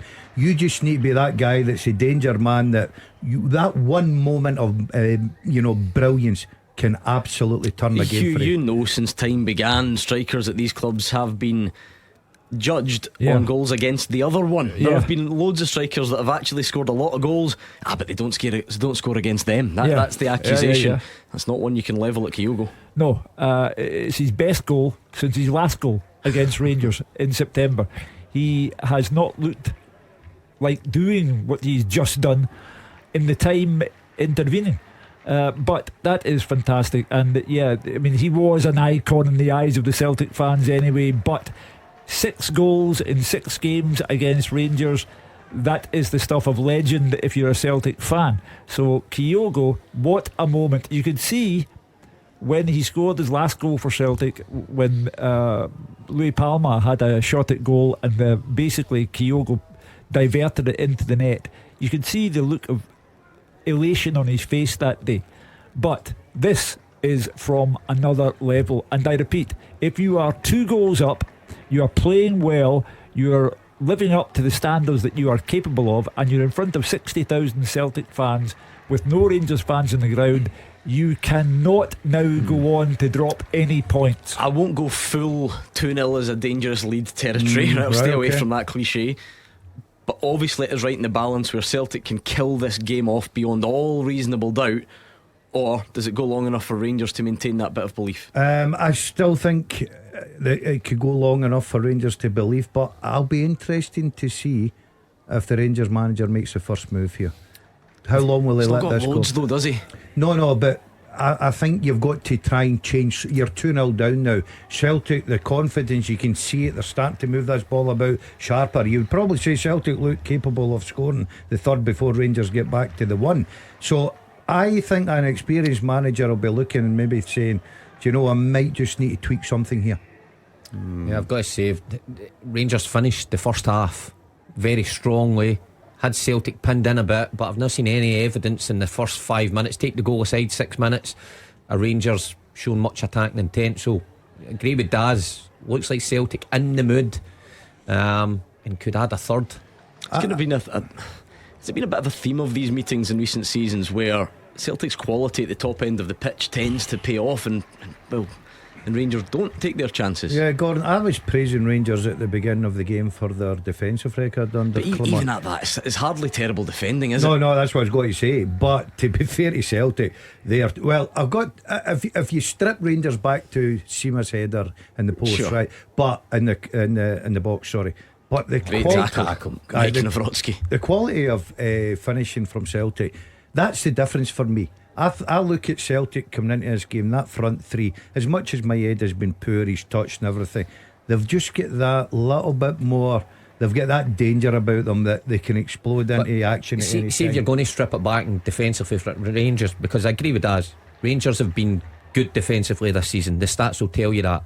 But I just wonder, when Kyogo comes off him, it's great movement. Could Golson go an extra 2 yards to be tighter to Kyogo? I mean, you always can, but I think the point is, before the game, if you offer Rangers fans that Kyogo's threat is going to be him shifting it onto his left foot, from 20 yards out. I'm just wondering if a fully fit Golson doesn't let Kyogo turn there. He is right up against him, but he lets him turn. Then he almost backs off. Mark, I think you've got to give Kyogo. I think it's his movement. I think his movement off Golson's brilliant. I do agree with you that he might have been able. Hold on a minute.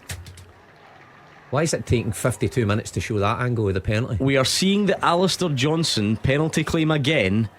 Is Sima offside? And that's why it's not been given. And this goes back to the age-old problem with VAR. Told you it wasn't a penalty. About who knows what. No, hold on. I'm still not 100% yet, because we need to see, and you need to see the lines. Yeah.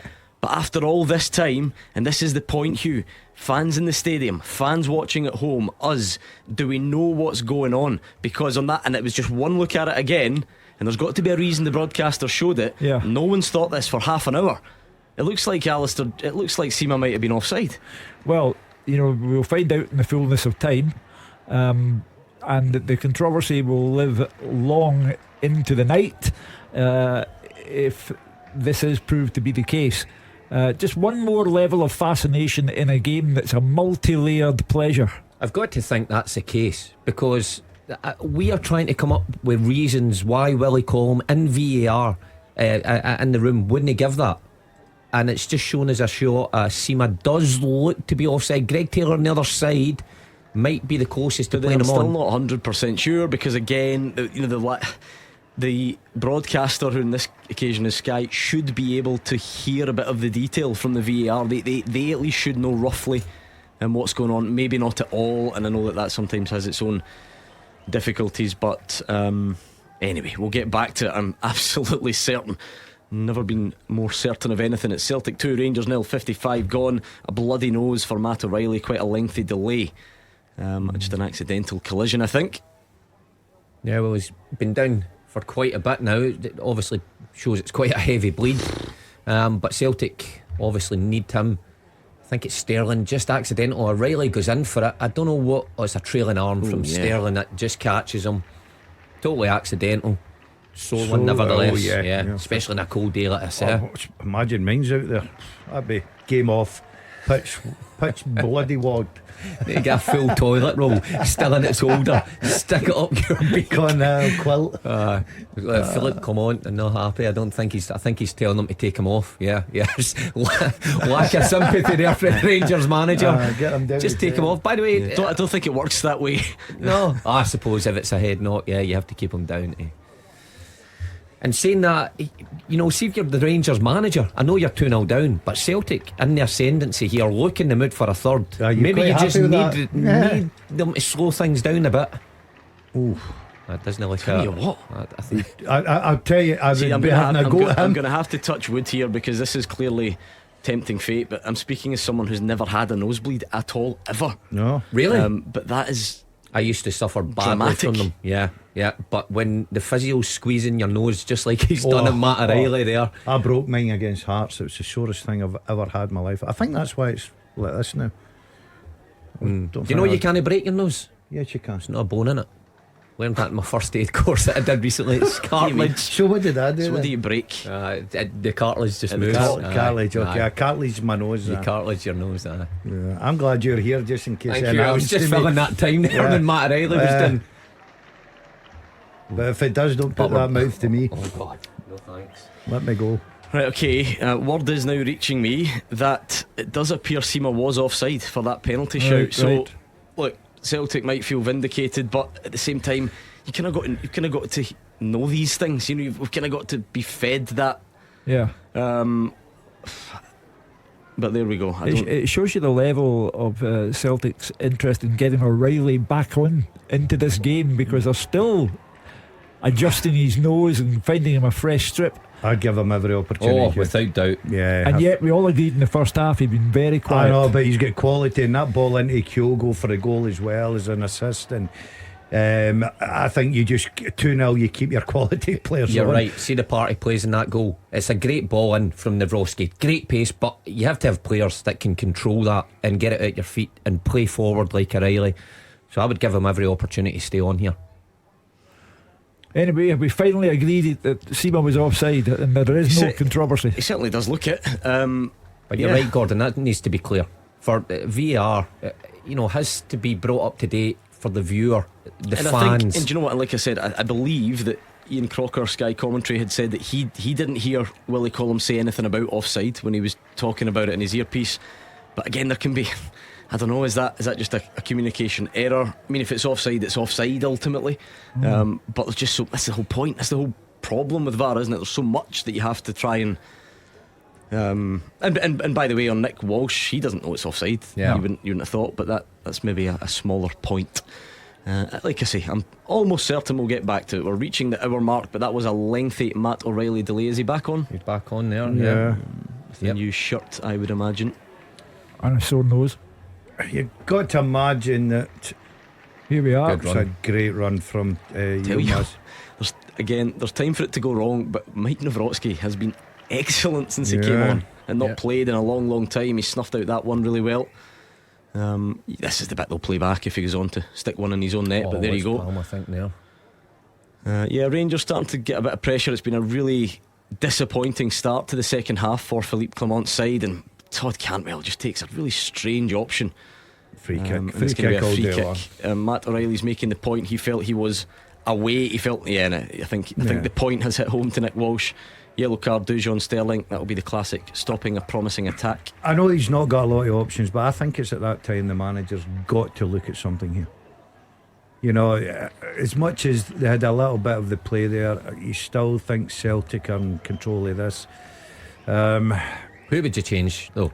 Cantwell, I think's had one decent goal from the edge of the box, but apart from that, I think it was a big afternoon for him, playing in that kind of more advanced midfield role. It was a chance for him to dictate play. I think he's let down again. But the Who's the options they've contrast, got though, the going contrast forward? between that cutting edge is stark. That Cantwell picks that ball up in the first half in a really similar position to Kyogo. Yeah, look at the different outcomes. Yeah, without doubt. Because if it's not a shot into the top corner, fine, but there was a pass on for him. Yeah. Free kick to Celtic, I think. See, the problem is you probably take Dessers off, but there's not much there centre forward way, and you're needing a goal. So he's contributed nothing so far. But we've seen Kyogo, one bit of magic. Has Dessers got that in his locker? It's a big ask, but you never know. And again, this is better from Rangers. It's a bit like that first half actually, where it opens up a bit. And this excellent from John Lundstrom. Here he is, Cyril Dessers. He's into the box and it goes wide. See, there's no conviction that for me. As much as he's made a good run, he's peeled off. I'm not having a go. Good touch. He's looked up. Not good, but there's no belief whatsoever in that. I think it's great play from Lundstrom to break away from McGregor. You're right. I think the angle's always working against him there, but I don't actually think he actually believed he could score, like Daz is saying. It's a good block, Yilmaz, because Maeda was in down the right hand side. Yeah, but still fascinating. It's 2-0, and it's sometimes these games just die a death, and you're resigned. Rangers are resigned to Celtic just keeping the ball, but Celtic are clearly going for a third. Rangers are trying their best to get back in it. There's still mistakes there on the pitch. That was maybe the pass from Mike Nawrocki after all the praise that he's been given. You almost did a me there. It wasn't too bad. They just had a bit too much on it for Callum McGregor to control it the way he would have liked, but it is. I think taking into account Celtic winning at Ibrox in September, I still think this display thus far is their best of the season anywhere, domestically speaking. They have looked like a team, and individually and collectively they've been too good for Rangers so far. 7 step overs from Luis Palma, and he just finds, I think, Bernardo edge of the box. It was maybe the wrong option. I think there was a Celtic player behind. Bernardo was maybe the intended recipient, but Scales keeps it alive. And it's a crucial period in the game. This again, do Celtic want to manage the game? Do they want to put their O'Reilly foot covered in blood? Yeah, and he'll have to go off, certainly again temporarily, because you're not allowed that, are you? So you'll we've not reached the end of that situation. Whether it's a permanent exit from the pitch or not, we'll have to wait and see. McCausland gives it away. It's just it's too ambitious, isn't it, that from Luis Palma? Tries that delicate straight ball into the box. It's got to be inch perfect if you're going to try that. And Kyogo, he's on the same wavelength, but just the balls, you're right, he's asking too much of him. I was just looking at the Rangers bench here. There's not a lot of great options that you're looking and thinking who can come on and turn this game. That looks a sore one on Bernardo. Bernardo's been booked. Yeah, I said there was a red card in this, didn't I? Yeah, I said, will that come back to haunt him? And it may just. There's actually not a lot in that. No. And the thing is, it's only going to VAR if it's a straight red, remember, not the second booking. He's still clearly on a tightrope, though. I mean, if it's a foul, needs to just do you think Brendan will be looking at changing that? He just needs to settle down a wee bit. You're in control of the game, 2-0. By the way, I bet you there's every chance that he's actually forgot he's on a yellow card. See the high he's on after scoring the goal, and then he gets booked pretty quickly, and then it's so long ago. So he just needs to perhaps be reminded by his captain beside him, look, settle down. Next one you could be in trouble. I don't know if Brendan will be looking at I think it's up to Brendan Rodgers to make these assessments on the touchline, because to go down to 10 men would be an act of folly when you could have done something about it. Here come Rangers again. I think there's a head knock though, so Rangers are going to. It's a free kick actually. This is Tavernier territory. Absolutely is. Nobody's getting this one here off by the look at it. Can't see who it was. Alistair Johnson up. Yeah, it's just an arm across. I think it's a free kick probably. And as the guys have said, no, there's not loads in it, is there? It's just two players jumping, but there is an arm across from Alistair Johnson, and it is James Tavernier territory, no doubt about that. He has many of these in his locker. Kieran Dowell is going to come on. Did score a great goal at Fir Park last week. Might count himself a tad unfortunate to be. Who off Sterling? Maybe go a bit more unless, and this would be a blow for Rangers, unless Lundstrom is struggling. He's only trained once. We've not seen much of him. I thought he'd maybe look at somebody like Scott Wright coming on, giving them that, because he came on at Hampden against Hearts and he was terrific, gave them that injection of pace and a bit of fire. They need that just now. But no, do you know what? When you see that from behind, that really catches Seema in the face when you see it from behind. Does, without doubt. I think Goldson's complaining or trying to complain to the referee it's an elbow. It's never going to be a straight red, that one. No way. I mean, Alistair Johnson up, he gets his arm across, his forearm goes out, and it does catch Seema, no doubt about it. But there's no way that's anywhere near a red card for me. Seema's in a bit of trouble. Yeah. So this is going to be a long second half, because we've had a long delay for Matt O'Reilly's blow to the face. Yeah. And we've had a long delay for Abdallah Seema's blow to the face, and on we go. Well, they are showing the player due care and attention, that's for sure. And it's clearly not a simple matter that they're dealing with. So, we agreed that there simply didn't look very much in it to us when he went up with Alistair Johnson. When you see it from behind, you can see the full. Something's happened. We don't want to lose him because he's one of your goal threats. He can get a goal out of nothing. So, bit anxious moments. Yeah, it looks like Kieran Dowell still poised and ready, just awaiting the nod. I suppose Rangers might need to think about doing something different if Abdallah Seema isn't fit to continue. Would that be Scott Wright then coming on there? And by the way, he's a mile off. We're just getting confirmation. So there we are. It's wasted a good half an hour argument. The handball from Alistair Johnson in the first half, Abdallah Seema was offside in the build-up, and the penalty would not stand. So there we go. I don't think that will satisfy everyone, by the way. I'm not naive enough to think that, but just that's like the official. You can have all the calibrated lines you like. This is Glasgow, and no one believes you. I don't even calibration. No, it's actually not close to be fair, is it? Nah, it's not. I know. It's incredible that we've no picked that up. He's mile offside. But just be clear, Wes. Just be clear with the fans, but so we all know where we stand. At the end of the day, I totally agree with you. But the officials have got to the right decision. Oh, without doubt. Well done, Willie. Oh, you were desperate for that, weren't you? Yeah, I love the wee man. I love the wee man. You weren't confident enough to say it was. I know. When I watched it again, I thought, no, it's a penalty kick. It's definitely a penalty. But I knew that Willie would have been on the ball. But Willie knew. Willie knew that we didn't know. Well, Louis Palmer, the draft excluder here. I don't know if he's seen James Tavernier's free kick. I've yet to see one go under the wall, and his whole however many goals he's scored. So I don't know what good that's going to do. Well, it'd be a nice what you should time do is for Rangers. Go on somebody's shoulders. That'd be a better option, would it not? Make your wall bigger. Good idea, Mark. Aye. You're at the game. You're at party. I mean, Alistair Johnson has Alistair Johnson has been booked though, right? We got a bit bogged down in that discussion there because we know that VAR won't look at clear reds. But for Nick Walsh on the pitch, is that not a yellow for Alistair Johnson? He catches a good whack of Seema. Listen, not for me, Gordon. No, we not really. We didn't really recognise it until behind the goals. No, I know that, but now that you've seen it, though, I don't think that's a yellow card. Still not for me. No. I think the ones are hard to judge for me. That when both players are fixated on the ball, and I think Alistair Johnson's ahead of Seema when he comes in. He gets his arms up, and Seema comes into him. No, but we're always told that it's not necessarily about intent. Ultimately, if your arm is out and you whack a player in the face, it's not that uncommon to end that with a yellow card. But what could you then say that Sterling whacking O'Reilly was a yellow card? Yeah, it's an accident. So no, not for me.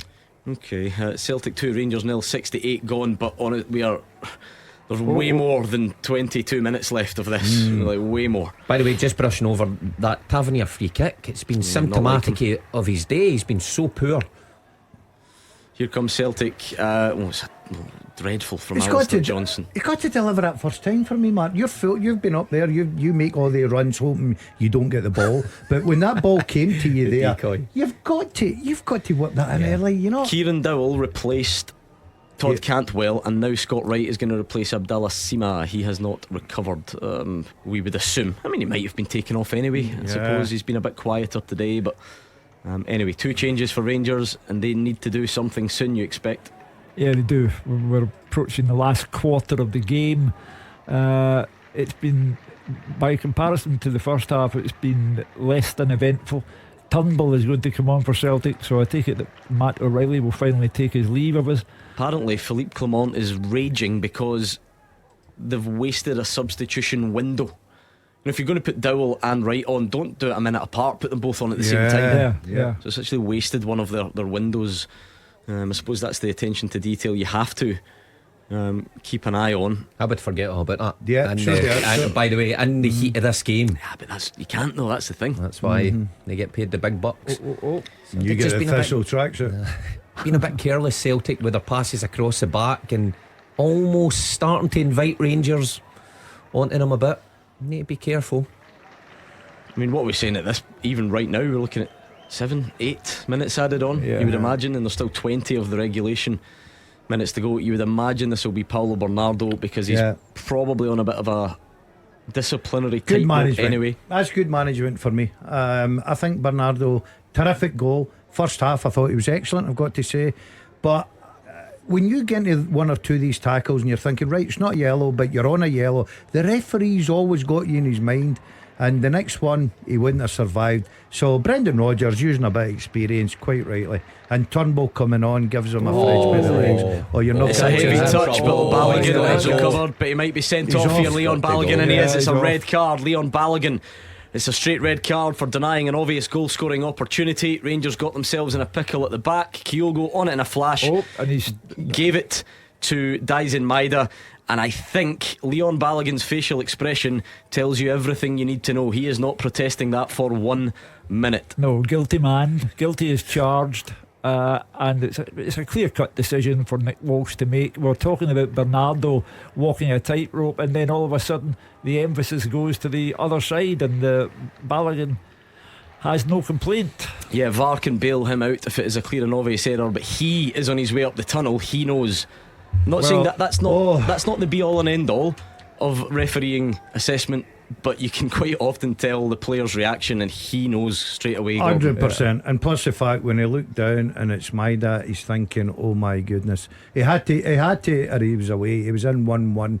The referee decision was right. Rangers right up against it now. And you know what never helps you, Mark? Not that, like I say, it's a red anyway, but see when it's your own bad touch. Yeah, you're trying to make up for it. The ref can just see it. You can sniff it out a mile away when it's your bad touch that you go chasing. You're just trying to make amends. And you know what? You give credit to Celtic. The press from Maeda to make Balogun take the first touch, the bad touch, was incredible at pace. And Kyogo's thought then to play that first time into him put Balogun in a whole load of trouble. Suter, going to make a change at the back. Rangers. John Suter is going to come on, and naturally they'll often do that. It means somebody will be sacrificed, maybe a Ross McCausland or the likes. Yeah, it will be. I think it will be Gordon.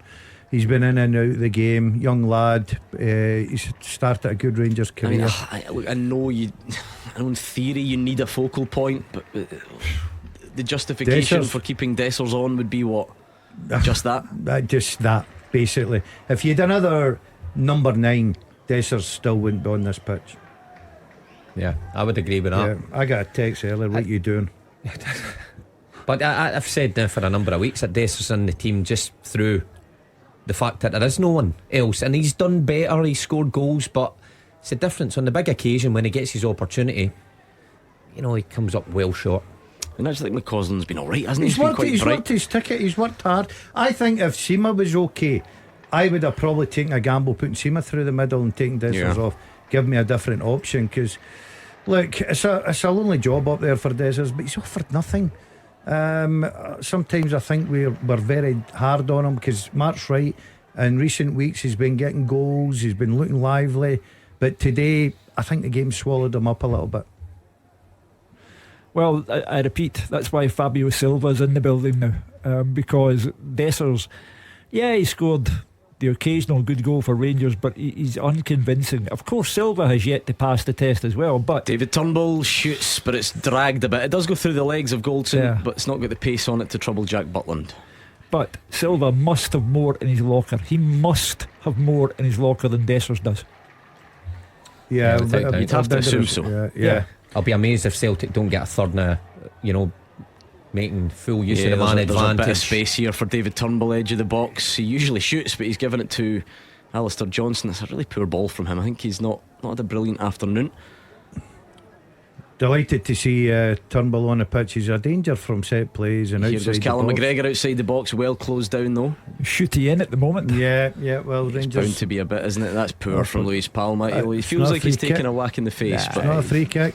He loves that one. He's got to get much better at that, Palmer, and realise he's not getting free excellent kicks. from Even Mike when you Nawrocki. fall, he's been brilliant. Hey, great. What did I tell you? He's been brilliant This since he guy's came on. writing him off left, right, and centre. I've not even seen him. He tries Yeah. to kind of put pressure on Dessers and he falls over, but he then somehow Still sticks gets a leg it. out and That's brilliant. oh, that's dreadful from Can't give the ball away like that. Rangers, and it allows Celtic to come again with David Turnbull. It's a decent. He's been fouled. The advantage goes Palma into the arms. I wonder. Yeah, it was a Jack foul, but it was Butland. good play. Delighted for Tom. I was working out with him in the gym. By the way, Palmer just getting body checked there from someone.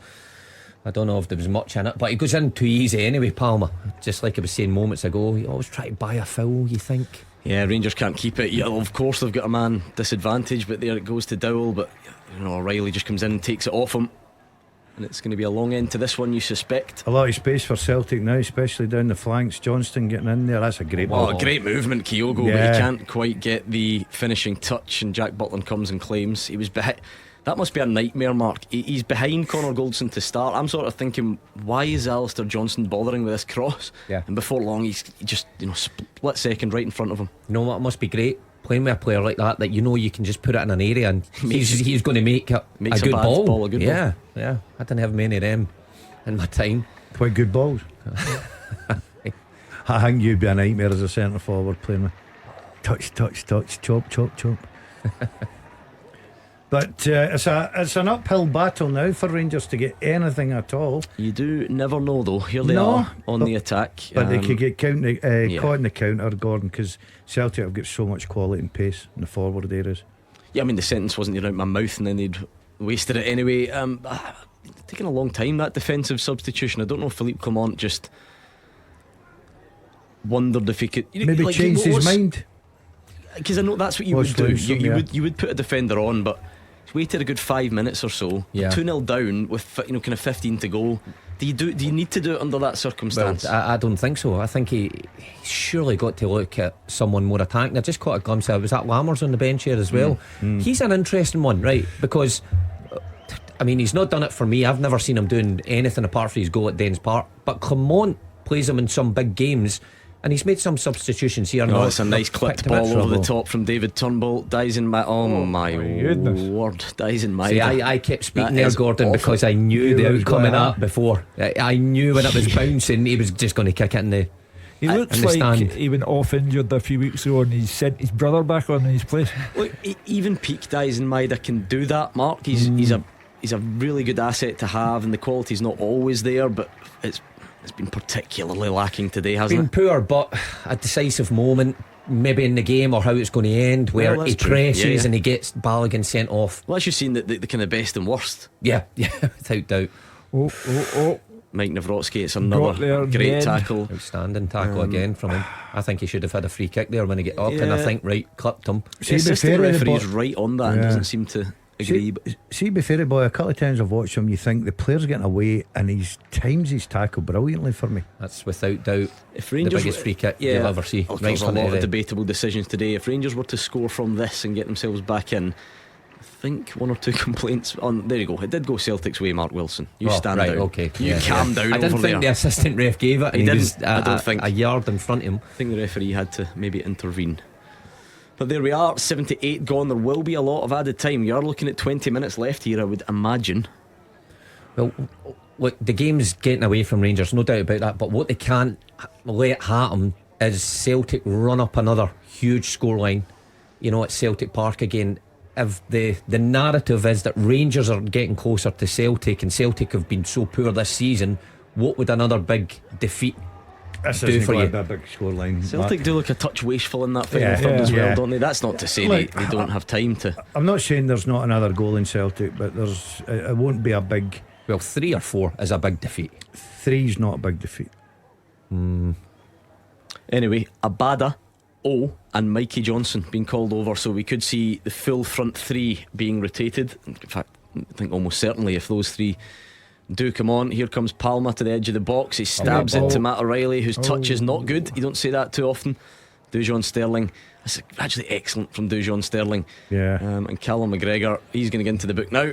He's had a good few fills today. Surprised he's lasted. Turnbull, it's not McGregor. Is it Turnbull? Sorry. His side's going here. Gordon. Honestly, I was working out with him in the gym the other day there. Turnbull? Yeah. I'm working out with him. You mean you were in the same building? No, it doesn't really count. I says to him, you using that machine? But that was a coffee machine. Vending machine. It was well done, Gordon. But I've got to say, today, I think Mark touched on it. I think the Celtic captain's been excellent in the middle of the park. Really do. I think he's been terrific.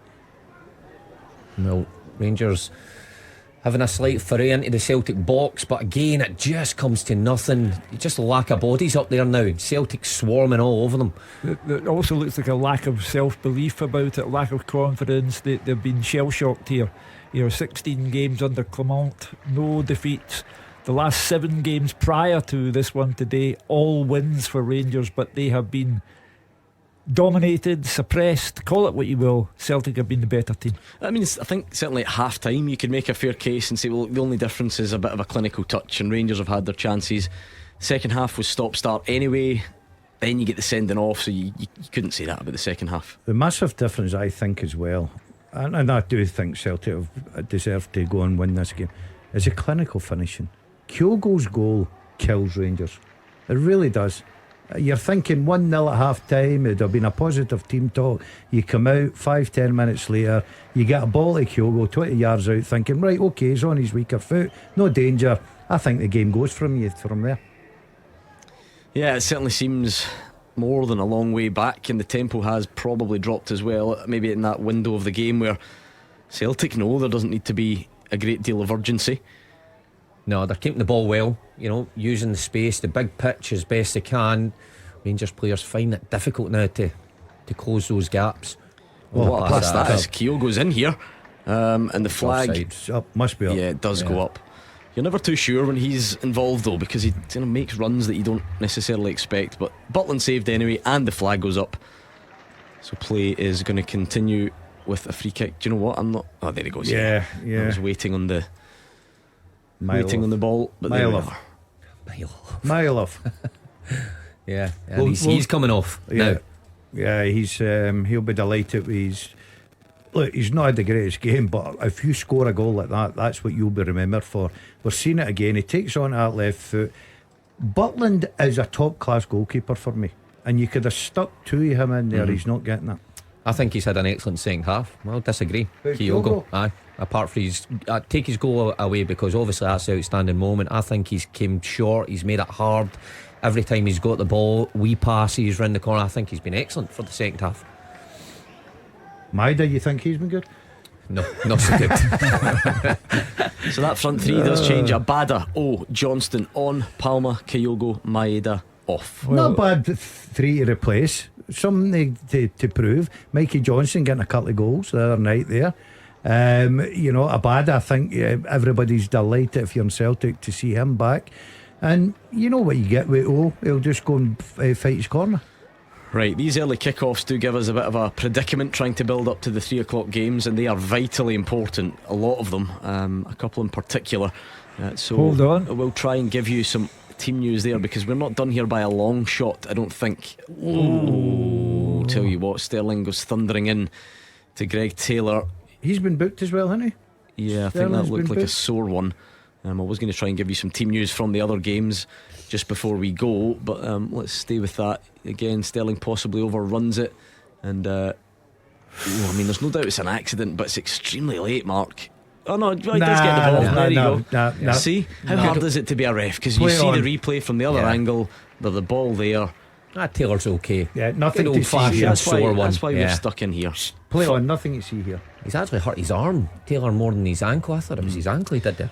Right, there is at least 10, in fact a good bit more than that left at Celtic Park. So let's get some team news from the other games that are coming up, so we can give this one more attention towards the end. I don't think there's any doubt elsewhere. Game of the day is Motherwell Livy. Fraser Wishart, a tense affair for you.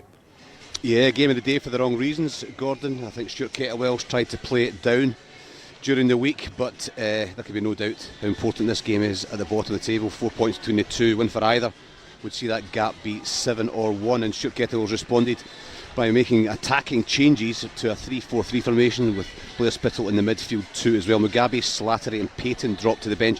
In come McGinn, Bair and Shaw. So they go with Liam Kelly in goal, Stephen O'Donnell, Paul McGinn and Shane Blaney at the back. Brodie Spencer, Blair Spittle, Davor Dravkovsky and Georgie Gent in midfield, with up front Ollie Shaw, Mika Biereth and Theo Bair. Their subs: Aston Oxford, Bevis Mugabe, Callum Slattery, John Obika, Harry Payton, Luca Ross, Max Ross, Callum Butcher and Connor Wilkinson. Just the one change for Livy as they look to close that gap. The bottom took 1 point. Andrew Shinnie drops to the bench and comes Christian Mantano. So they go the 3-5-2 formation. Shamal George is in goals, Michael Nottingham, Ayo Obalai and Michael Devlin at the back. Joel Newbley, Jason Holt, Scott Pittman, Christian Montano and James Penrice in the 5-man midfield, and Curtis Guthrie and Bruce Anderson up front. Jack Hamilton, Tom Parks, Jamie Brandon, Stephen Bradley, Mo Sangari, Andrew Shinnie, Louis De Lucas, Callan Leddingham and Samson Lawal are the substitutes.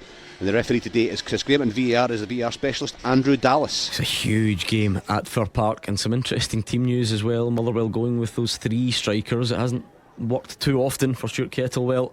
Will it work this afternoon? Something is going to have to give. They are both teams in dreadful form, both down at the bottom. We will keep an eye on the build up to that one. Dessers had another good chance to run into the box, but again it just looked like he didn't really know what to do, and in the end Nawrocki just stood up and made the block. So 86 on the clock now. Callum McGregor has gone into the book. He's had a fair few fouls this afternoon. He's eventually in there. Celtic 2, Rangers 0. What about the teams from a place that will be buoyant after an Edinburgh derby win? Hearts Ross County, Gabriel. We'll go back to him in just a second. Roger Hanna's at Kilmarnock at Rugby Park today. Roger, it's pretty buoyant down here as well. Gordon Kelly up to 4 wins and a draw in their last 5 Premiership games. Little surprise, there's only one change for Derek McInnes today from the side that won at St Mirren in midweek. Corey Ndaba drops to the bench. Joe Wright comes in. I presume that means a little tweak to a 4-4-2. They'll go Will Dennis in goal, a back 4. Lewis Mayo, Joe Wright, Stuart Finlay and Robbie Dees. Across the middle, Daniel Armstrong, Brad Lyons, David Watson and Matty Kennedy. And up top, Marley Watkins and Kyle Vassell. On the bench, O'Hara, Ndaba and McKenzie, Sanders, Murray and Mackay-Stephen, Polworth, Donnelly and Dallas. Dundee, of course, their last outing a 3-0 home defeat to Celtic in Boxing Day. Tony Docherty back at Rugby Park, where he of course was number 2 to Derek McInnes for so long. Here he acts, we're making 4 changes. In comes Scott Tiffany, Josh Mulligan, Ryan Howley and Mo Silla. Out go Cammy Kerr, Lyle Cameron, Malachi Boateng and Zach Rudden. So it's Trevor Carson in goal, Jordan McGee, Joe Shaughnessy and Aaron Donnelly at the 3 at the back. Midfield, Josh Mulligan, Mo Silla, Ryan Howley, Luke McCowan and Owen Beck. And up top, Scott Tiffany with Amadou Bakayoko. On the bench, Legston's, Kerr and Cameron, Ashcroft, Riley and Robertson, Rudden, Boateng and Lewis. Our referee is Stephen McLean and the VAR is David Dickinson. Interesting game that one at Rugby Park. Mike Nawrocki's now gone into the book, and it's a free kick to Rangers. It's still James Tavernier territory for sure. It's a bit wider, but we've seen him cause trouble from these types of scenarios before. And he does step up this time, and it's a wonder goal from James Tavernier once again. Goal flashes with M&D Green Pharmacy. And all of a sudden 10-man Rangers who've been bang up against it are right back in this. There is at least 5, 6, maybe way more minutes to go, added time, and it's Celtic 2, Rangers 1 with 88 on the clock. It becomes a desperate afternoon if you do not take all 3 points now. To be 2 up at home in front of 60,000 of your fans, and then to be 11 versus 10 when Leon Balogun is sent off. You cannot drop points at home under those circumstances. However, there will be much time added on, and it's now gone from relaxed to fraught for Celtic. James Tavernier's 16th goal of the season. It's his 32nd game. He is 1-2 from right back Mark Wilson, and people can bleat on all they want about the number of penalties, but you can actually count the number of non-penalty goals if you want. It's there to be counted up, and his goal scoring touch is ridiculous. It's absolutely incredible. I've got to say he's been poor this afternoon. Absolutely. But it just shows the ability the guy's got. It is a sensational free kick from the kind of side of the box you would think always favours the goalkeeper with a right footer, but it gets enough power, gets enough height on it, and curling away from Hart. What a goal! And Rangers, a few minutes to salvage something here. It's a cliched question. Where would Rangers be without him, Gordon? He gets so much stick, but think of the number of times he's had to get them out of a hole, and we don't know if he has got them out yet. But it's the first step. I've said time after time again in this programme that he's been sensational for Rangers, and he's proven it once again there. That is top quality free kick. There's no doubt. The minute you give away a free kick in this the area, you're always running that risk, because he tends to work the goalkeeper. Joe Hart, England international, former England international, 6 foot here plus, goes Tavernier again. Not a chance. The cross comes into the box. There's a slip in there as well. Celtic can't get it clear. Eventually they do. 8 minutes added, Hugh. Grandstand finish. Adds to the tension. The Rangers players, the free kick has lifted them, and the Brendan Rodgers has made a triple substitution. Was he too quick to do it? But here comes Celtic. There's a bit of space on. It's a poor choice from Liel Abada. He cuts in on his left foot, fires it straight at Jack Butland when there were options. When you work in things like that in training, Gordon, waves of attack, you get a man overlap, you isolate the defender and you slip him in, and it's an easy chance, and he's taking a shot from 18 yards to let Rangers off the hook there. But what a finish we've got to this game, because for so much of the second half it was just going one way traffic. Now Rangers in with a fighting chance. Yeah, more than a fighting chance, because there's 8 minutes added and we've only played one of them. I think there's another goal in this game. Yeah, I really do, because I think that Celtic have got as much opportunity as Rangers, who are really confident now, because Rangers they've nothing to lose. They're throwing bodies at it. They might get caught with a sucker punch here, but they have to go for it. They have to be brave. And Mark, they're putting pressure on. If you're a Celtic player, Mark, you're dreading this. Yeah, that's just natural, isn't it? Well, it's just went from easy street, everyone enjoying it, wanting a touch of the ball, to being acutely aware. Rangers, your back's up against the wall. You just conceded a set piece. The Celtic players now arguing with each other. Clearly the siren is blaring here, and it's all hands to the pump for Celtic. Taylor giving Johnson it tight there. The Celtic fans, some of them can't even watch. You would be so nervous. No matter the team, that's just the way that football does that to you. And it's a James Tavernier delivery. It's over the head of his teammates. Celtic have gone from supremely confident to decidedly dodgy. But what they need to do now is get up the pitch. What they don't want to do is sit in their 18-yard box and just allow balls like this from Butland to go route one. Is he went a wee bit too early there? He's young, because I thought he was offside, but yeah, just too strong. Alistair Johnson on that occasion. Ball goes out for a goal kick.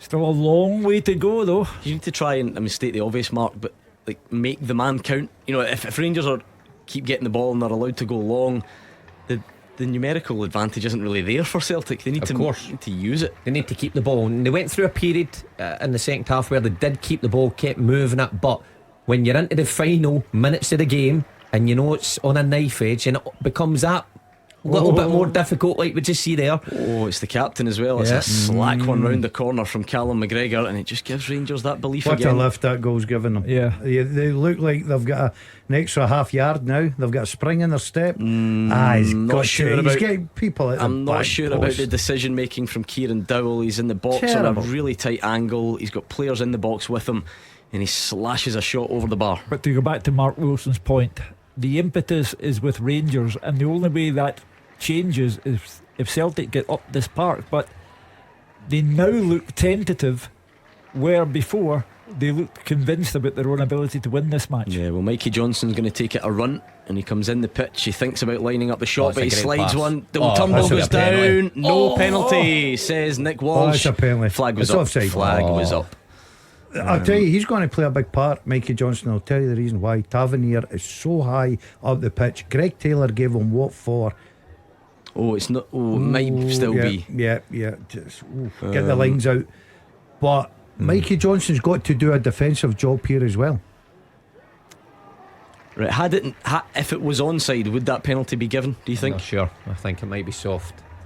I think he's Tavernier certainly applies pressure. In real time, the ref didn't give it, Mark. No, that's what I'm saying. In terms of having a look. Rangers with another set free piece kick. here. Rangers, it is just inside the half. Tavernier will shoot. He might well do.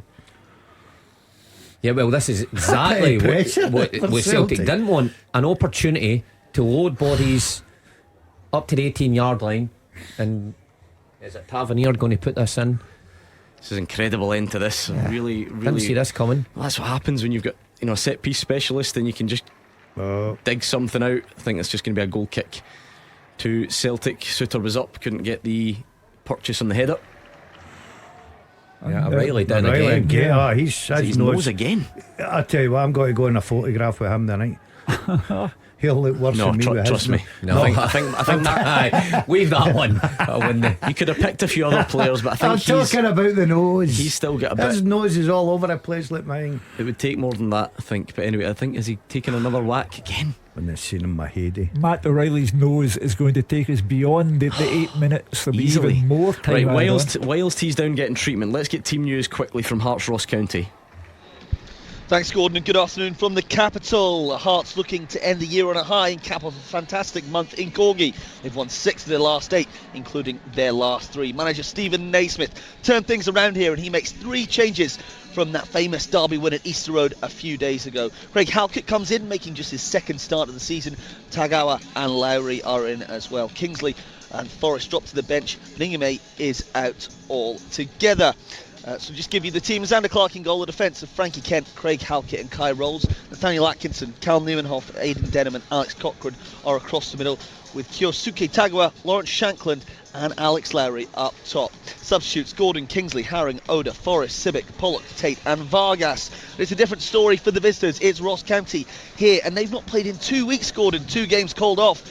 It's not what Derek Adams would have wanted. They've not played since that infamous rant, that 1-0 loss against Dundee a fortnight ago. He makes 2 changes from that 11. Nightingale and Randall are out. Sheaf and Sims come in to make it a 4-3-3 formation. It'll be Ross Laidlaw in goal. A defence of James Brown, Jack Baldwin, Ryan Leake and Ben Purrington. Scott Allardyce, Matt Sheaf and Jan Dand are in the middle of the park, with Josh Sims up top with Simon Murray and Jordan White. Substitutes: Monroe, Turner, Loturi, Harmon, Henderson, Samuel, Brophy and Reid. The referee here is Alan Muir, and David Monroe is on the VAR. Matt O'Reilly's back up. His nose has been patched up for the umpteenth time, and we are underway once again. There is a minute of the 8 left, but as we say every week, it is a minimum of 8 added on, and there has been a big stoppage within that, so we are not nearly done yet. Celtic have a free kick just inside the Rangers half. I suppose they'll probably try and manage things. I think let's squeeze one in. Let's go quickly. Dave Galloway, Aberdeen St Mirren. Yeah, it's third time lucky for Aberdeen, Gordon, after back-to-back postponements. Today sees them in action for the first time since December 20th, so tiredness can't be used as an excuse after the game. Inconsistency has been an enemy for the Dons, and it's been a poor run of results for St Mirren too. Just 3 victories from the last 12 Premiership encounters, but there's plenty belief in their camp that they can regain their earlier consistency.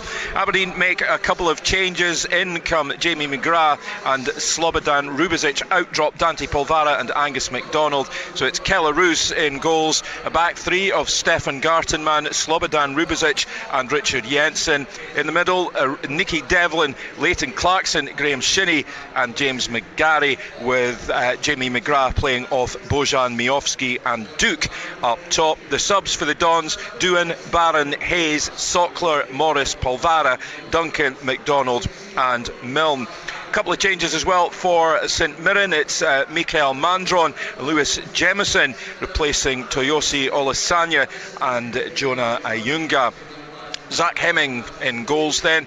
At the back, James Bolton, Alex Gogic and Richard Taylor. Across the middle, Marcus Fraser, Mark O'Hara, Keanu Bacchus, Greg Kilty and Scott Tanzer. Up front, Mikael Mandron and Lewis Jemison. The subs for the Saints: Erminski, Ayunga, Flynn, Boyd Muntz, Small, Dunn, Nahami, Olusanya and Grieve. Your match referee here at Pittodrie is Grant Irvin, and on VAR duties, Greg Aitken. Late flashpoint at Celtic Park. It was 0 Tussling with John Souttar, Connor Goldson got involved. Both the Rangers defenders have been booked, and Rangers had the chance to flip a free kick high into the box, which doesn't come to anything, but Celtic still can't clear it. Remember, Rangers been down to 10 men for quite a while. We've played 99 minutes, and it is Celtic 2, Rangers 1. It does not get any more tense than this, Hugh Keevins. No, it does not. The Celtic supporters are not yet convinced that their team's over the line, but they do have the chance to break away now. Celtic have had 7 players booked, including That's awful decision making from some of the What's he thinking there? Some of the game management in this match has been atrocious, really, from both teams at different points. But Celtic obviously trying to defend a lead, 99 and a half. But we won't be done yet, because Matt Riley's delay did take a while. So we're getting there, but we're not done yet as that high ball comes in, and I think it's going to go out for a Celtic throw in. That might be the respite that sees Celtic over the line in this one. It's been a nervous finish for Celtic since Tavernier put that ball in the top corner. They've thrown everything at them, but they look like they're going to get the job done. That's all Celtic fans are worried about. It's been a brilliant game. You look at the 3 goals that we've had so far. Outstanding strikes from 3 players who have been outstanding today. Well, Tavernier, I was going to say, had been poor, but his strike puts him in the good books from Rangers fans. But just good backtracking there, I like that. I mean, it's not been good today. I know. I thought I was going to be full time. 100 minutes gone in the East End of Glasgow. Is down with a head knock, but on it goes. Mike Nawrocki, and he's got too tight to Dessers again, but he'll be bailed out by Liam Scales. 101 nearly. I think we're probably close. I don't know how many extra on top of the 8, but this seems about right. And one more chance. One last ball forward, you suspect, headed away. Mike Nawrocki. Turnbull can't get there though, and Celtic have defended well. You have to say it's all over at Celtic Park. Here's Jim and Andrew. Celtic 2, Rangers 1, the full-time score. A huge win for Brendan Rodgers' side that looked at one point would be straightforward this afternoon, but they had to fight off a late comeback against 10 men to get the points. It was a frantic tempo throughout the whole game, really, and it started early. Kyogo forcing a save from Jack Butland in the first 5 minutes. Todd Cantwell had one blocked in a good position in the box as well. 11 minutes in, it probably should have been a lead for Celtic then. Lewis Palmer checking back, a good cross. Paulo Bernardo, acres of space in the middle of the box, just couldn't make the right connection with a header, and that one bounced wide. Bernardo looked the most dangerous at that point. He hit one into the side netting, but he was the one that gave Celtic the lead. 25 minutes in, a Celtic corner headed back into a dangerous area by Abdallah Sima. Of all people, it skipped off the surface, bounced up, and there was Paulo Bernardo, right-footed, a really nice strike, powerful past Jack Butland and into the back of the net. He wheeled off in celebration towards the Green Brigade. Some fans even ended up on the pitch, and that was 1-0 Celtic at that point. Rangers should have equalised at the other end, and what an opportunity it was. A slack pass by Alistair Johnson, pounced on by Cyril Dessers. He nicked by Stephen Welsh. He was one-on-one with Joe Hart, but for some reason he just never took the shot. Alistair Johnson managed to get back and get a vital touch to distract him, but Cyril Dessers will be wondering why he never decided to pull the trigger in that scenario. But after that, Rangers piled on the pressure before the break. Joe Hart having to make a couple of saves to keep the score level. They looked in the ascendancy, but Celtic killed that right after the break. O'Reilly laying it off to Kyogo at the edge of the box. He shifted it onto his weaker left foot, but you would not know it. What a strike into the top corner. Jack Butland got his fingertips to it, but was never stopping this one. And Kyogo scoring against Rangers again. He doubled Celtic's lead. It was still pretty hectic in the second half after that, but there wasn't as many chances or saves to be made. Rangers didn't really look like getting back into it at that point, and then it looked like game over. 73 minutes in, a heavy touch by Leon Balogun. It allowed Dyson Maida through. All Leon Balogun could do at that point was take down the winger, and Leon Balogun knew what was coming next. Nick Welsh showed him a straight red card. No arguments from Balogun as he made his way down the tunnel. At that point, Celtic fans cheering every pass. It looked as if they'd see the game out with ease, but up stepped James Tavernier. A wonderful free kick 88 minutes in, beating Joe Hart finding the top corner and setting up what was a tense finish, because the 10 men of Rangers pushed, but they just could not get that goal. Celtic extend their lead at the top of the table. What an afternoon of football. The full-time score here is Celtic 2, Rangers 1. Jim Duffy alongside me. It was an incredible game. Well, the first thing I have to say is compliment both sets of players for a fantastic, entertaining, thrilling spectacle. I mean, I watched a couple of big games over the last few weeks. Andrew down south, Arsenal, Liverpool, Manchester United, Liverpool. You know, all the multi-millions, everything thrown at them. It wasn't a patch in this game today in terms of excitement and drama, the quality of the goals. It was an absolute outstanding advert for Scottish football. Brilliant, absolutely a joy to watch. Yes, Celtic are now making their way round the pitch, celebrating with the supporters, because the full-time score here at Celtic Park is Celtic 2, Rangers 1. Scotland 2, Australia 0. At 50. I'm Richard Park. I brought Hugh Keevins in because we were looking for a young personality. When you're a veteran of this game, you are accorded respect. He, to me, was somebody who was going to be a top-class broadcaster. Donati and Snow, not up to the job. Solid opinions, not afraid to speak his mind. It was a red card. The goalkeeper is overweight. It's not a red card for being overweight. So therefore, Kathleen, you and I were in agreement. Yeah, I know I've just tripped up there, haven't I? First for football for 50 years. Clyde 1 Super Scoreboard. 50 years. We've seen a few famous meetings between Celtic and Rangers over that time, and this one was blockbuster as well. Celtic take the points, they take the advantage in the title race, and they take Glasgow's bragging rights. I ask for a bit of your sympathy because it's already after 20-3. We're trying to build up to the 3 o'clock games. Of course, we're looking back on the big one in Glasgow's East End. If you get your calls in, we will open the phone lines early. There is just quite a bit to get through, so give us your thoughts right now. 01419511025. What was the difference today between the sides? What was good? What was bad? What about the big talking points? Give us a call and we will open the lines early. We have business to take care of as well, though. 01419511025. What about your reaction, first of all, to that game in the East End of Glasgow, Roger Hannah? Well, I think 2 quality goals probably beat 1 quality goal. It was a decent derby. I think probably the better team won. Celtic now 8 points clear. Gordon and Philippe Clement is facing the biggest challenge of his young Rangers career. Can Rangers stay in touch by winning those 2 games in hand? Can Clement get more from the likes of Dessers, Seema and Cantwell in this fixture? And when will Rangers win a meaningful game against Celtic? They've shown up well since Philippe Clement took charge. They were 16 unbeaten before today. They've won the League Cup, they've won the Europa League group, but Rangers won't be able to win a title unless they can stand up to Celtic in these derby matches. They won 3-0 at Ibrox last season after Celtic had won the title, and that was Rangers' only win in the last 9 of these Old Firm derbies. The Scottish Cup semi-final at Hampden, extra time, was the last meaningful derby that Rangers won. That will be 2 years come April, Gordon. They need to arrest that run, or they'll stay in Celtic's shadow in terms of the Premiership title. Yeah, Fraser Wishart, we can't know for sure, but psychologically, how big could today be? Oh, a big win for Celtic, I think, given the fact that they've lost a couple of games recently and Rangers began to creep up just behind them. So huge win for Celtic. I think the difference between the teams is that Celtic have more match winners. You're looking at Kyogo yet again, comes up with a good, magnificent goal that he scored. But he's been quiet this season, but he's scored so many big goals against Rangers for Celtic in key matches as well. So that's the difference. I think Dessers worked hard up front. They've got Seema and McCausland in the wider areas. Cantwell maybe disappointing again, but Celtic just middle to front just get better players and more match winners, and I think that's the difference between the two teams. But a huge win. You can see in Brendan Rodgers' face, he was absolutely delighted walking round the pitch there at the end of it.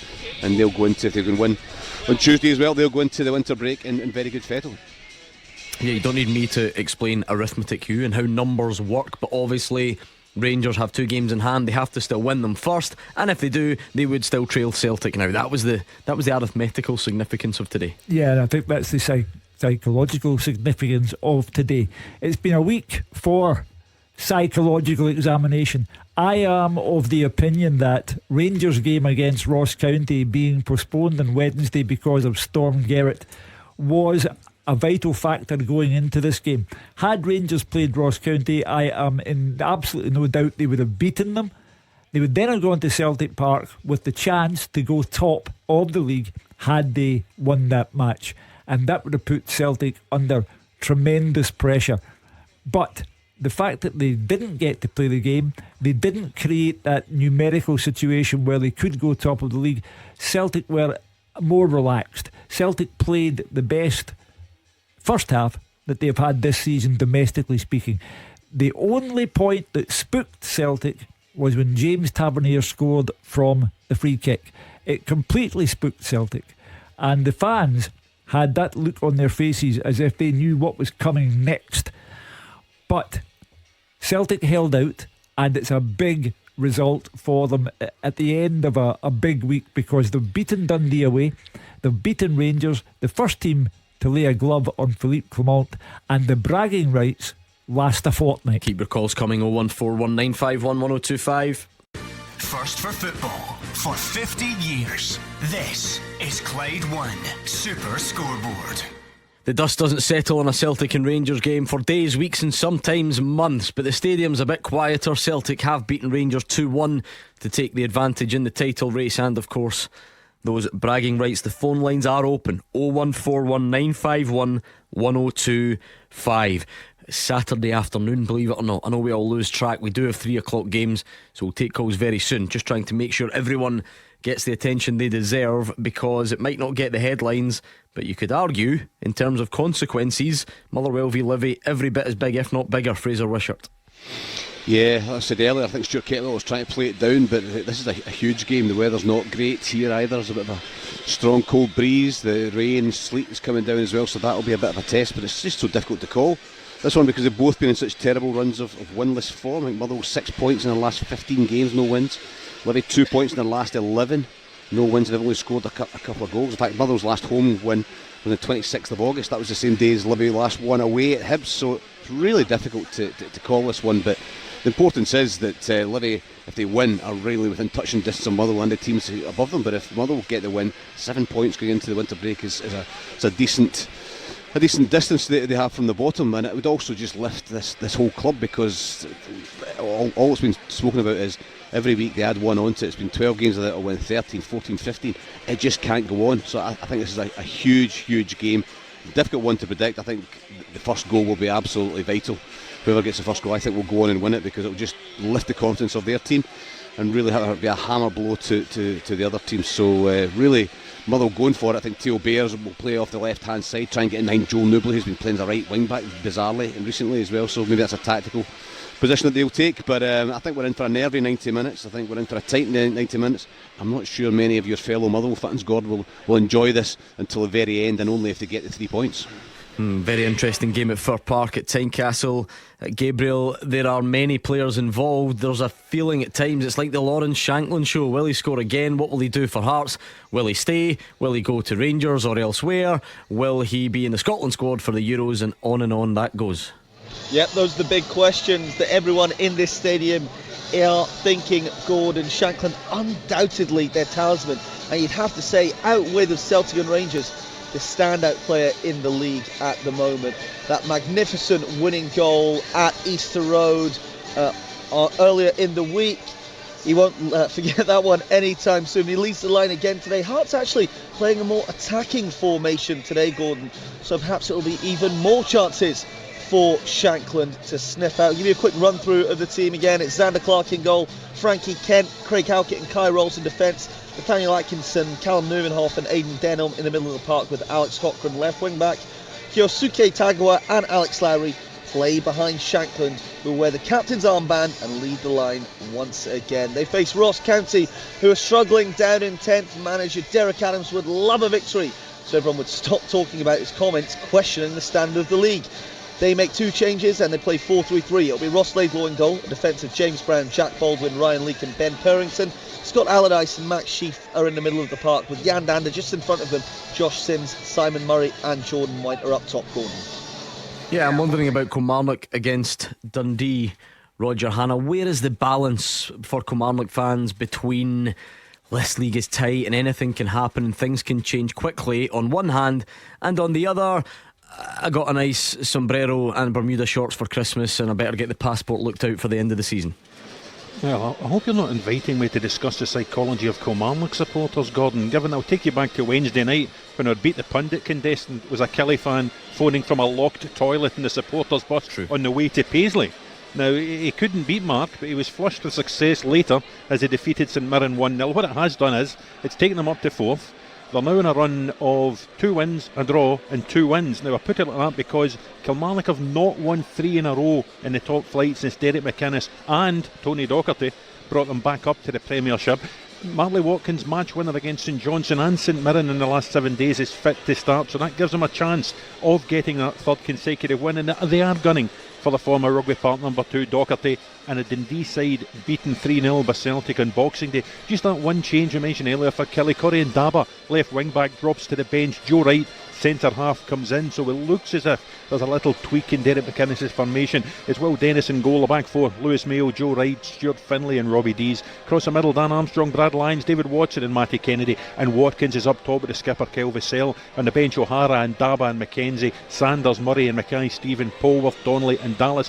Dundee, they've won just once in the last 5. They were held 2-2 by Kelly at Dens back in September, but they're still comfortable. 7th place in the table after their own promotion back to the top flight. Their last win here, of course, was that 2-1 playoff final second leg victory in May 2021, which relegated Kilmarnock. Jordan McGee, the only starter that day, who's also starting today, albeit like Sir Rory McKenzie, Adam Legdon, Cammy Kerley, Ashcroft, the ex-Kelly defender who scored the winner that day. They're on the 2 benches today, and Tony Docherty has made 4 changes from that side that lost to Celtic. In come Scott Tiffany, Josh Mulligan, Ryan Howley and Mo Silla. Out Cammy Kerr, Cameron, Malachi Boateng and Zach Rudden. So run through their team again. Trevor Carston goal. It's a back 3 of Jordan McGee, Joe Shaughnessy the skipper and Aaron Donnelly. Midfield, Josh Mulligan, Mo Silla, Ryan Howley, Luke McCowan and Owen Beck. And up top it's Scott Tiffany with Amadou Bakayoko. On the bench, Legston, Kerr and Cameron, Ashcroft, Riley and Robertson, Rudden, Boateng and Lewis. The referee Steve McLean. Our VAR is David Dickinson.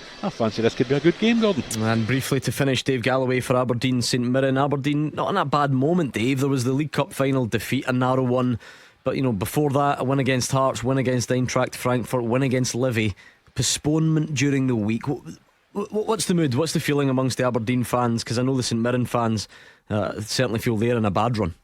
Yeah, the fans, they're still, the jury is still out on the manager, on Barry Robson. Aberdeen with plenty of games in hand, but they sit down in 8th place. They really do need to get some points on the board. Saints, on the other hand, they would love to kickstart a recovery starting today, but to do so they'll need to improve on a pretty dreadful away record that's seen them lose 6 in a row on the road, failing to score in their last 5 meetings. I'll just quickly run through the starting lineups for you. Aberdeen with Keller Roos in goals, then it's Stefan Gartenman, Slobodan Rubizic and Richard Jensen at the back. Midfield, Nicky Devlin, Leighton Clarkson, Graham Shinney and James McGarry, with Jamie McGrath playing off Bojan Miowski and Duke up top. For the Saints, it's Zach Hemming in between the sticks, a back 3 of James Bolton, Alex Gogic and Richard Taylor. Across the middle, Marcus Fraser, Mark O'Hara, Keanu Bacchus, Greg Kilty and Scott Tanzer, with Mikael Mandron and Lewis Jemison the strike force this afternoon.